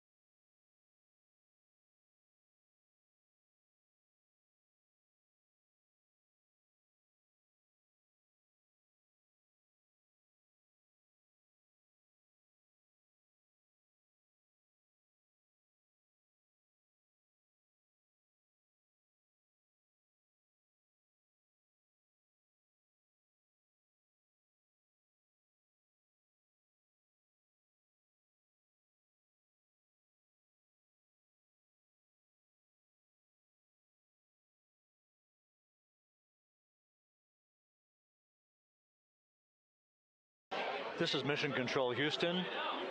We're about an hour and 34 minutes since the textbook splashdown of integrity in the Pacific to bring home our astronauts. And with us now is Amit Kshatriya, the NASA Associate Administrator. Amit, a little bit of history made tonight, a little bit of history made over the past few weeks. Your thoughts as this team here basks in the glow of what they just accomplished? Yeah, Rob, we're here in the control center, and it's kind of overrun with jubilant folks in the Mission Control Houston, as well as engineering, and folks that just want to be here, part of it, as we watch our crew get extracted from the vehicle. And you know, my thought is always about these teams, the team that's in the water right now pulling the crew out, the team here in Houston that worked so hard over the last 10 days, no sleep to get this done. You know, we still have some work to do to get the crew to the med bay here on the ship. They all look great coming out, so hopefully that won't be too long. You know, I think we saw the administrator on the boat too, giving his thanks to the Navy team on the Murtha, which they're just an incredible group of sailors. I was able to visit with them a couple weeks ago. And then if you pull it all the way back to the workers and the folks that joined the rocket at Michoud, that made the heat shield tiles that held together tonight, that stacked the vehicle in Florida, that integrated the vehicle in Denver, that fired the engines in Stennis, that fired the boosters in Promontory. I mean, this is the entire team, coming together and being tested by the environment that this machine went through, and they did it right. The work was good. They did it right. You've said in a number of briefings, of course, and in other forums that this is just the first step. The cadence has to step up, as the administrator has indicated. Now, it's a little early for the full report card on how integrity did, but did this mission ultimately, from your eyes view, exceed expectations? It absolutely did. I mean, I was waiting to talk about this until we're in the water, and I think we still have, again, work to do to bring it in and really kind of go through it bolt by bolt and see what we learned. But I mean, so far, given what we learned during the mission and given how we performed on ascent, on entry, I always think about energy in terms of the states that you worry about the most, and every time we put these machines through these incredibly energetic states, they came through. So I'm fairly confident that we made a big step tonight to get us on the path towards the surface. I think the path to the surface is open now. We do have to do all the work, and we'll make sure we talk about that as cleanly as we can. We learned a few things during the mission, but I have to tell you, this was an incredible test of an incredible machine. From an American psyche standpoint, the Empire State Building was lit up red, white, and blue tonight. Our coverage was seen on baseball stadiums around the major leagues. How captivating was this experience for the American people, for the world, in fact, as we return to the moon? I have not been able to watch a lot of the coverage as we've progressed through the mission. I will tell you, just from my witness in Florida before launch, and then seeing the people's faces here, and then reading where I can about how things are going. I think this has been a gift to the world from NASA. NASA has given the world a gift, proving to folks all over the place, especially young people, and that to me is what this is really about. Young people, when they see what we can do when we work together, when we have teams that collaborate, that it doesn't matter how hard the problems are, we can solve them. I'm hopeful that Artemis 2, as folks witness what we were able to do with this incredible crew, this incredible team that we've birthed into the world, scientists and engineers and artists that have been inspired by this. And even if they don't come work in the program, which separately they should come work in the program, because Lord knows we need the help, but even if they don't want to come work in the program, hopefully they grow up to recognize they can do amazing things when they work together and contribute to society and be good citizens and really change the way, the challenges that are coming in the world are overcomable if we work together like this. And one final question. Flying to the moon, we did it. We've done it again this past week and a half or so. But the engineering that went behind the design of this mission and the precision, the pinpoint precision of this vehicle entering that entry corridor, it's almost mind-boggling. Yeah, it is incredible when you think about the energies involved and the uncertainties involved. That when we inserted the vehicle into orbit, it was 99.2% down the middle. When we dropped the vehicle right on top of the fleet here, our guys knew exactly where to go, but the guidance was perfect. You know, and it's interesting. I've got this question a lot over the last few weeks about, you know, we did this before 53 years ago, and you know that. I think, I mean, it is a reasonable thing to contemplate, like what's gone on since then. And what I'd tell you is, you know, when we did Apollo, which again, the more we learn about what they did, the more magical it seems what they were able to accomplish given the technology and the learnings that they had. But when we did Apollo, the architects of Apollo, you know, Gilbert, Seaman, von Braun, Mueller, what they really wanted to do, you know, as they were contemplating what it meant to expand our range of action to the lunar surface, what they wanted to do was learn how to live and work in space for a long time. They wanted to do that first before they were confident they could expand their range of action to the moon. Now, of course, the politics of the time and the mission at the time was different, and so they had to go straight to the moon and bring people home. And then after that, the program kind of lost its momentum. But you know, after that, NASA kept moving along those paths, right? So we recognized during Apollo that reusability was going to be important. We spent a lot of money on those machines, and you know, we spent a lot of money on these machines here, even though, but we recognized that reusability was important, which is why we built a winged space plane called Space Shuttle, and then we used that reusable machine to build a space station.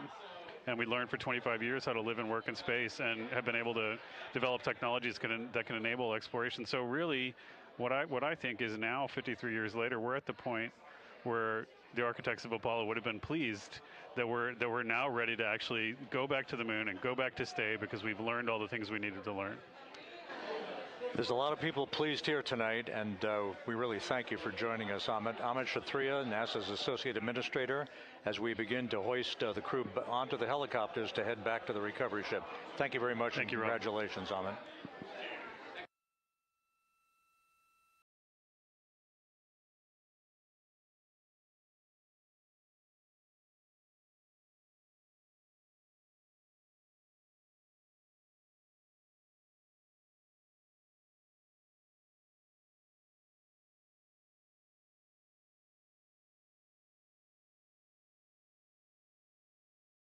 This is Mission Control Houston, with the crew members now beginning to be hoisted aboard the Navy helicopters. Let's go to Megan Cruz aboard the USS John P. Murtha, who will take it from here.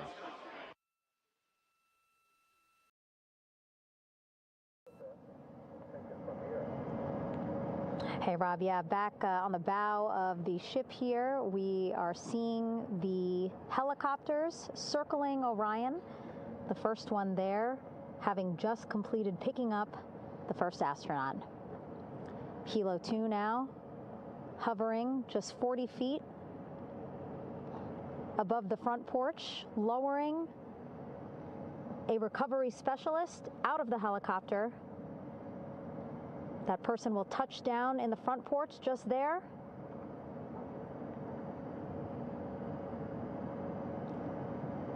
The crew members already outfitted with a harness that will allow them to quickly attach to the hoisting device.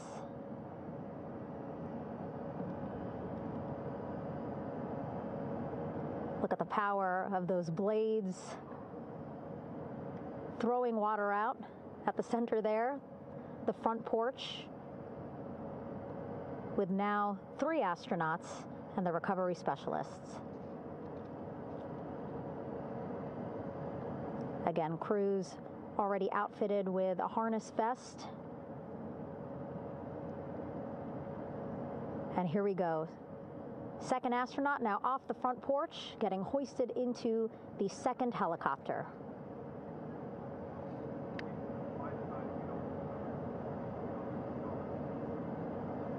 That helicopter will now hover just a distance away to give room for the first helicopter to come back and pick up the third astronaut.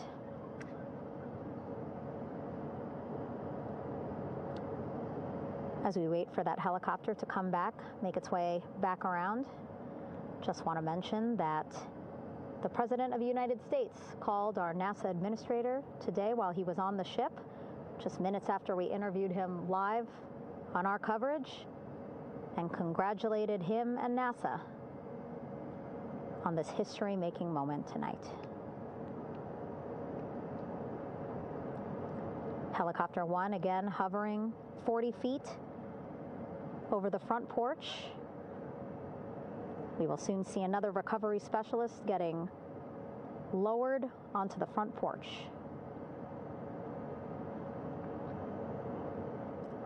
Wow, imagine sitting on that front porch, the wind, the water. But again, the recovery team determined that a helicopter flight back to the ship here would be safer, faster, and more comfortable for our crew who just completed a 10-day mission around the moon.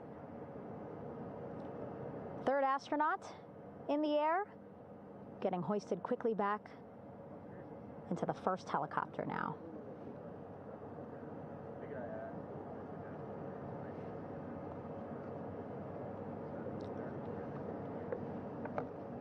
That first helicopter now on its way back to the ship here. We will soon see it land in just a few minutes. Again, all this action happening just 3,000 yards away from us, so a very quick flight back to the flight deck.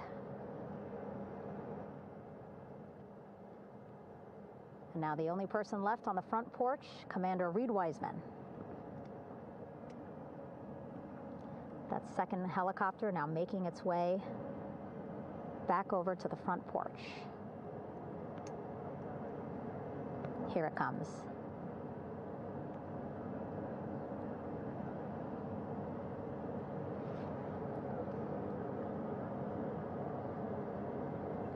Making its final approach here.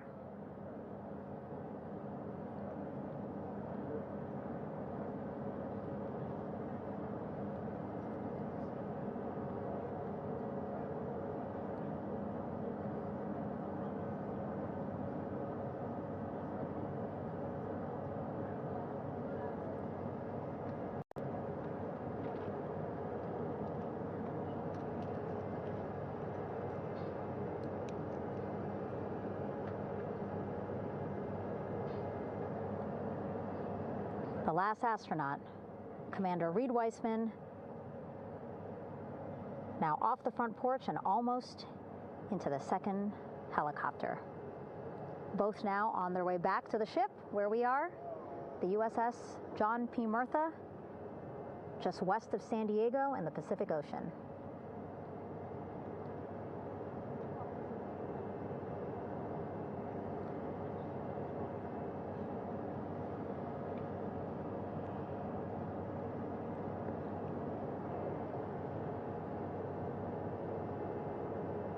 Exciting to see our 4 crew members minutes away from landing on the flight deck here on the recovery ship. 550 people on this ship, excited, ready, anxious, looking forward to welcoming this crew aboard.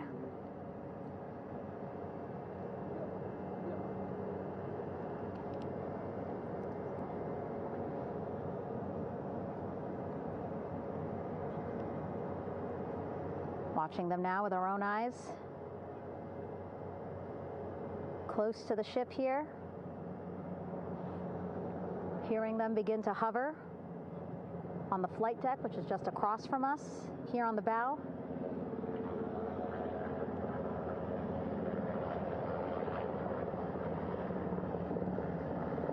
The first helicopter coming in.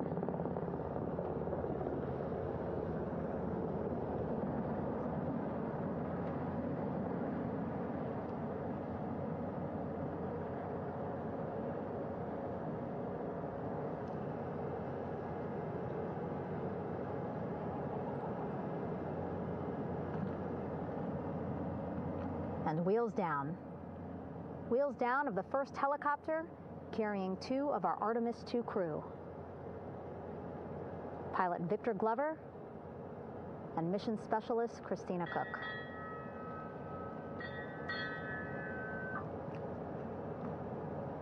Kilo 1 on deck reported on the recovery loop. Again, the mission audio loops that the recovery team are using here to communicate with one another. And an announcement just made on the ship, integrity incoming. 2 more helicopters on their way to the flight deck, one carrying the crew, the other, one of our imagery helicopters. Again, kudos to our imagery and aerial teams for giving us these beautiful views of history in the making. Set amid a gorgeous, soon-to-be sunset here in the Pacific Ocean.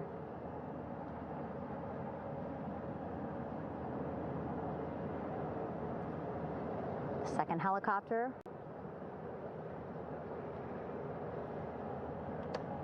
making its approach of the flight deck.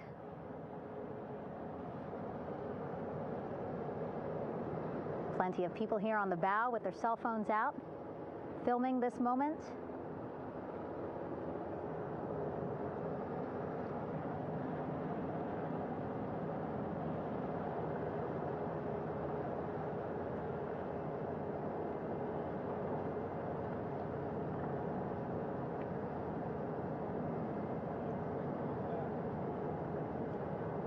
Some impressive flying here by the Navy as we are seconds away from wheels down. And there you go. We now have all 4 Artemis II crew members on the USS John P. Murtha.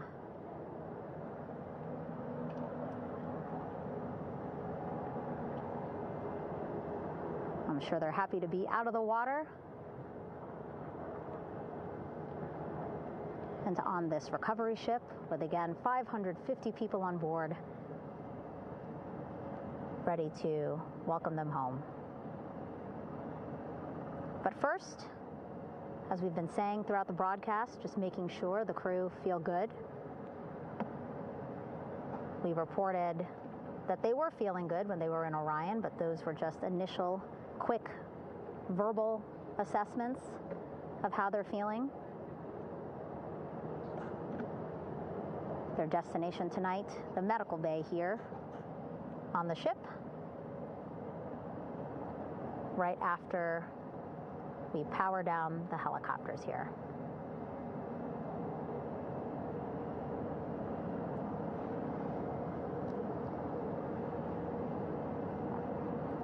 The team on the flight deck working quickly but methodically.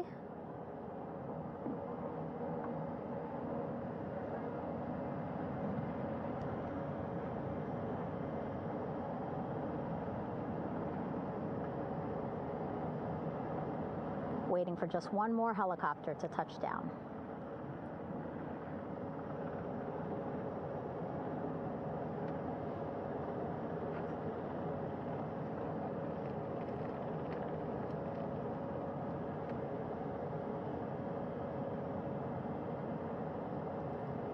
Very limited personnel here on the flight deck. Restricted maneuvering doctrine is in effect.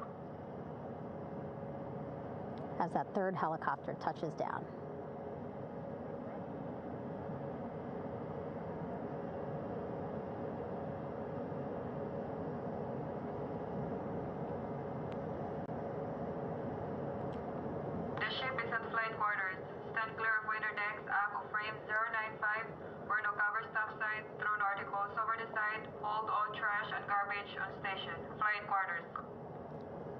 While just a few folks on the flight deck itself, there are plenty more on some upper decks. I see in some of our views a very packed crowd overhead. Announcements being made over the ship's loudspeaker system, reminding folks to stay clear of operational areas like the flight deck, so that teams can work quickly to get the crew off of the helicopters and into the medical bay.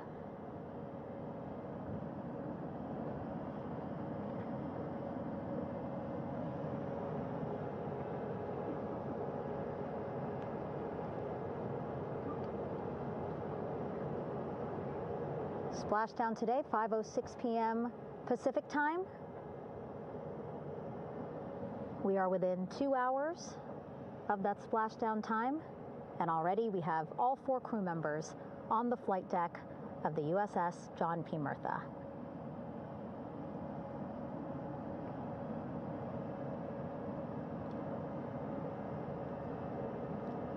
Again, crew waiting before getting out for the helicopters to completely shut down.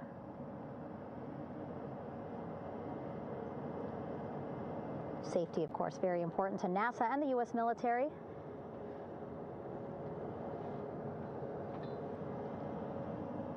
So we'll wait just a couple of minutes here before we start seeing crew members walk off the helicopters one by one.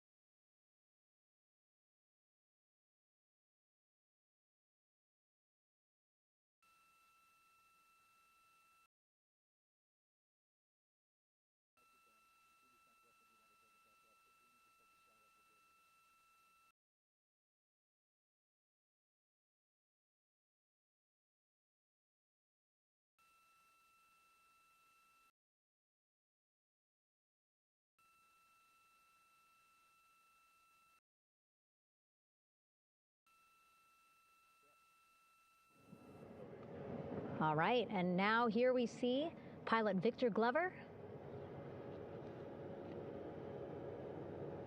and mission specialist Christina Cook sitting on the edge of one of the helicopters, looking in great spirits. That familiar smile and laugh from Victor, I can see it from here. Christina, I'm sure, feeling the same way, just blocked a little bit by our camera here, but we'll see her here shortly. A photographer taking their pictures. Victor saluting folks on the flight deck. They look like they're in great spirits. Happy to be home, I'm sure.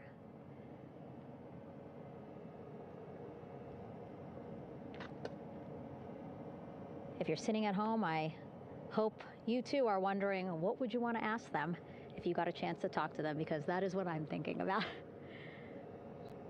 Getting the opportunity to talk to or ask questions of these 4 astronauts who just made history as the first crew to return to the moon since 1972.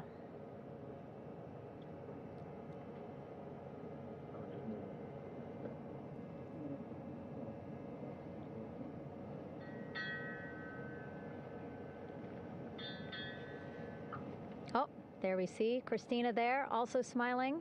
Finally peering out, waving at the cameras. Hello to you too, Christina, yes? Welcome back. Welcome, welcome home. A loudspeaker announcement on the ship saying, "Welcome home, Integrity."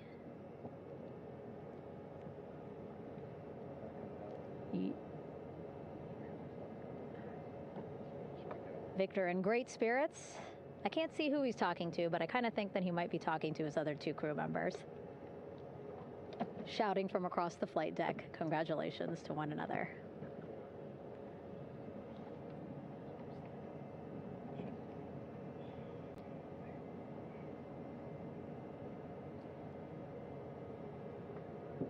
And so now we see some Navy personnel walking up to the helicopter.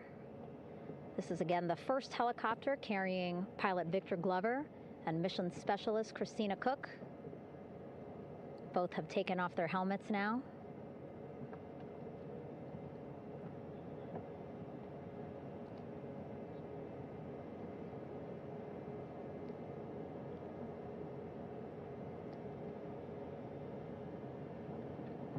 Some pictures, video to catalog this historic moment. A beautiful sunset just behind them here in the Pacific Ocean. Golden hour. These pictures will be beautiful.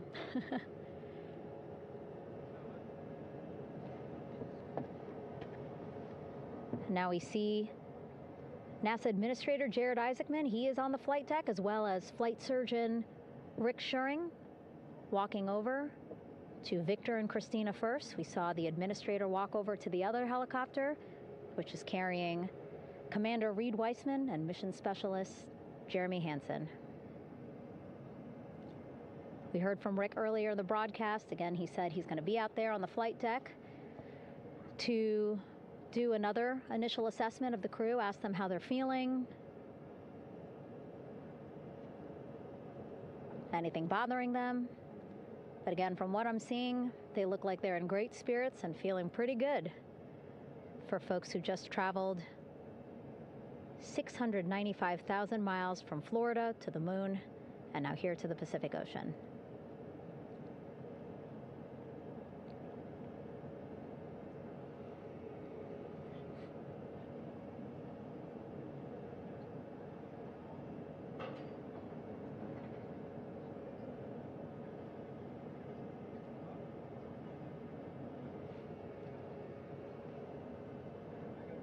We're now seeing NASA Administrator Jared Isaacman walking across the flight deck. He had been talking to Reed and Jeremy, now approaching Victor and Christina.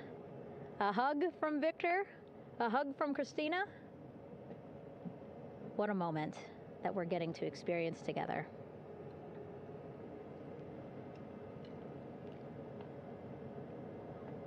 I'm sure congratulatory words. You know, we got to speak to the administrator live on this broadcast as well, and he said the kid in him right now, giddy, absolutely giddy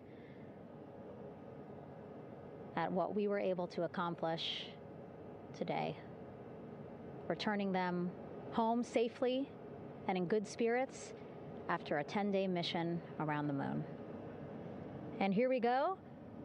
We're seeing Jeremy walking, waving across the flight deck, now on his way to the medical bay.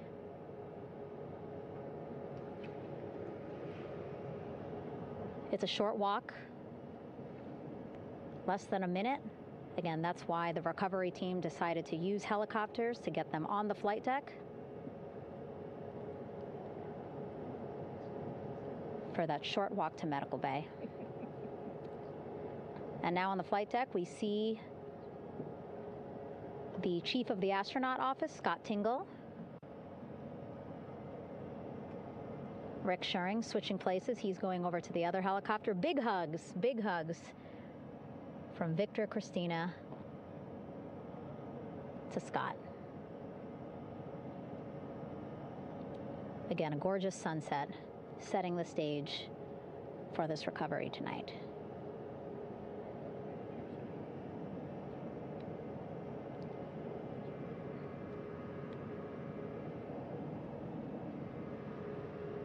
All right, and now here we are, Christina, making her way, looking thankful, grateful, happy to be home.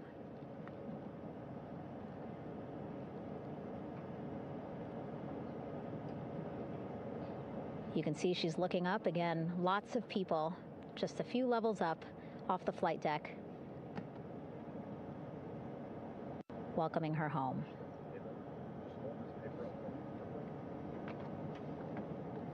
Scott holding the door like a gentleman, but back on his way to the other crew still on the flight deck.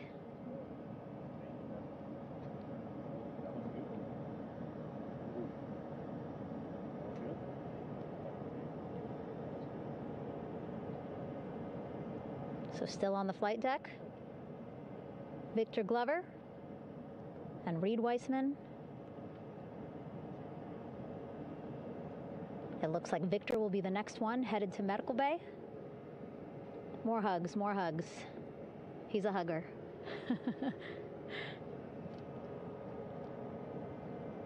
Victor looking good as he walks across the flight deck. NASA Administrator applauding.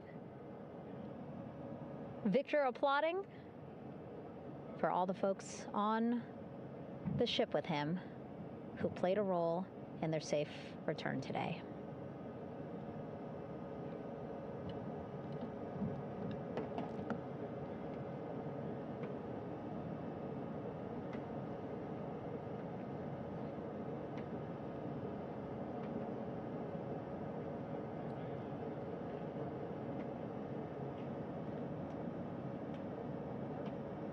And finally, just one Artemis 2 crew member left on the flight deck, Commander Reed Weissman.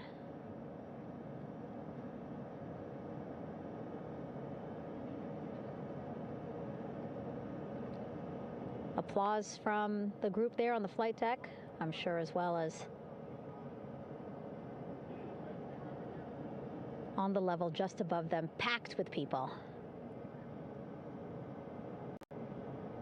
Reed looking good as he takes his steps towards the medical bay.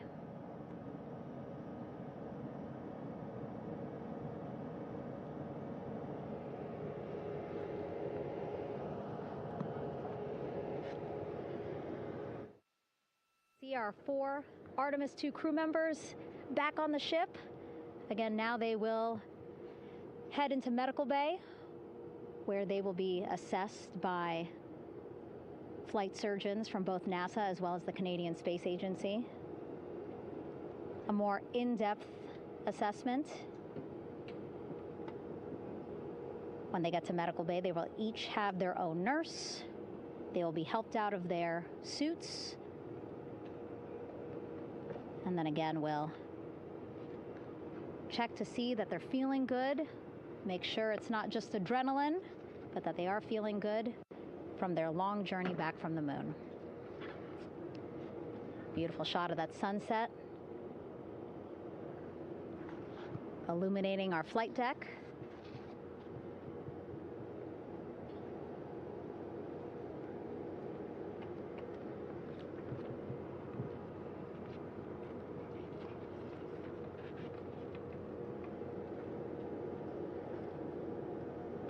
All right, and now with our astronauts safely on board, I want to welcome on Artemis Recovery Director Lily Villarreal.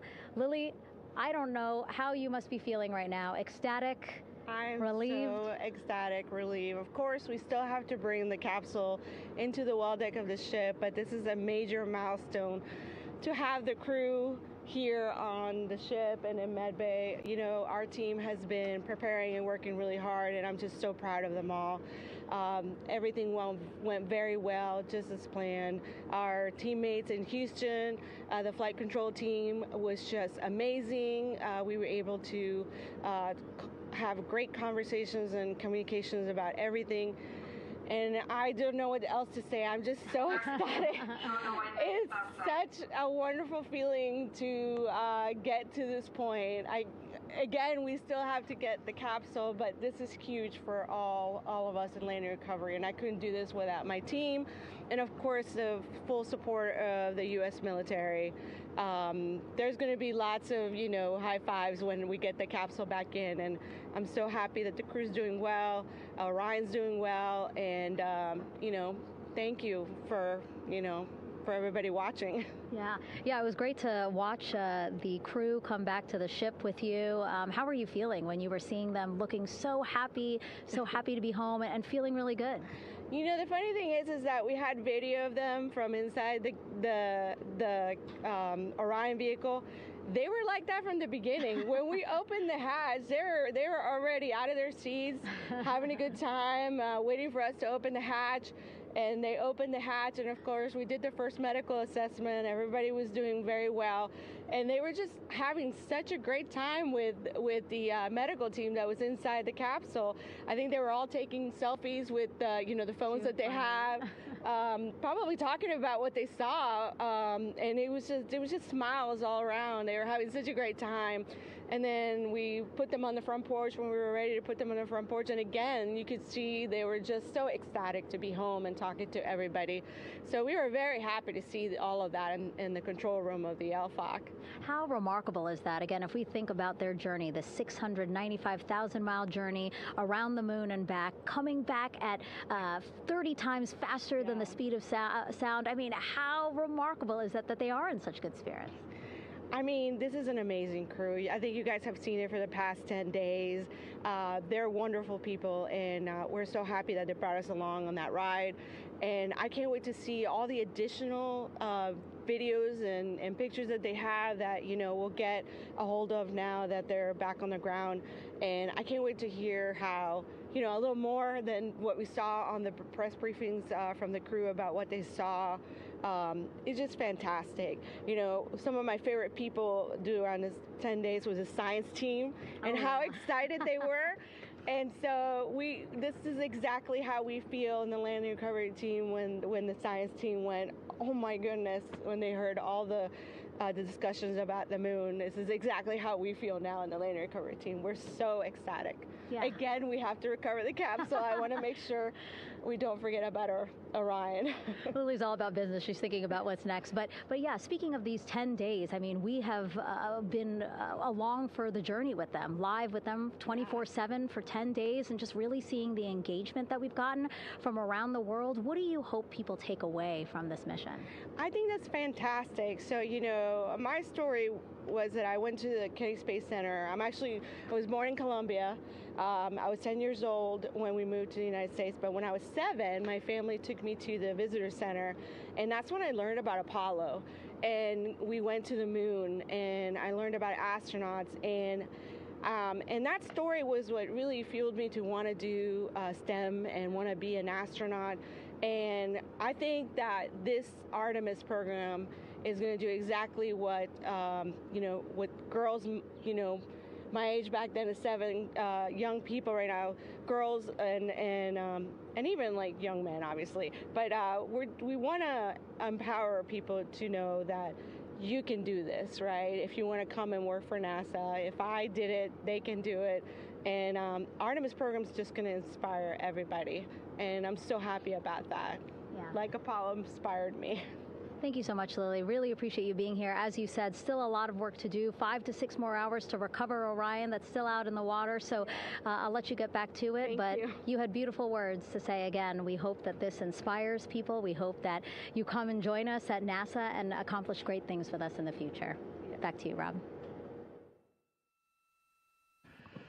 Thank you, Megan, and safe sailing out there in the Pacific. Here in Mission Control, it is now all quiet.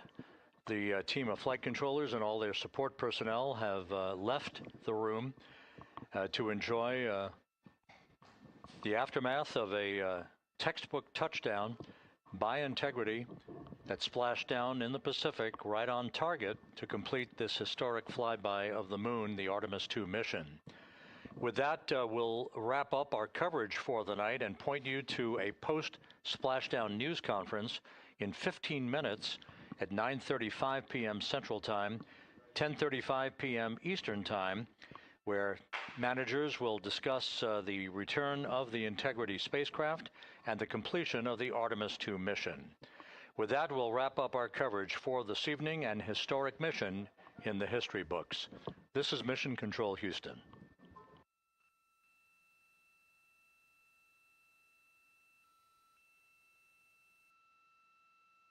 Main chute deploy. And we have 3 good main chutes. Houston Integrity, splashdown, sending post-landing command now. Splashdown confirmed. Copy splashdown, waiting on VLDR. Splashdown confirmed at 7:07 p.m. Central Time, 5:07 p.m. Pacific Time.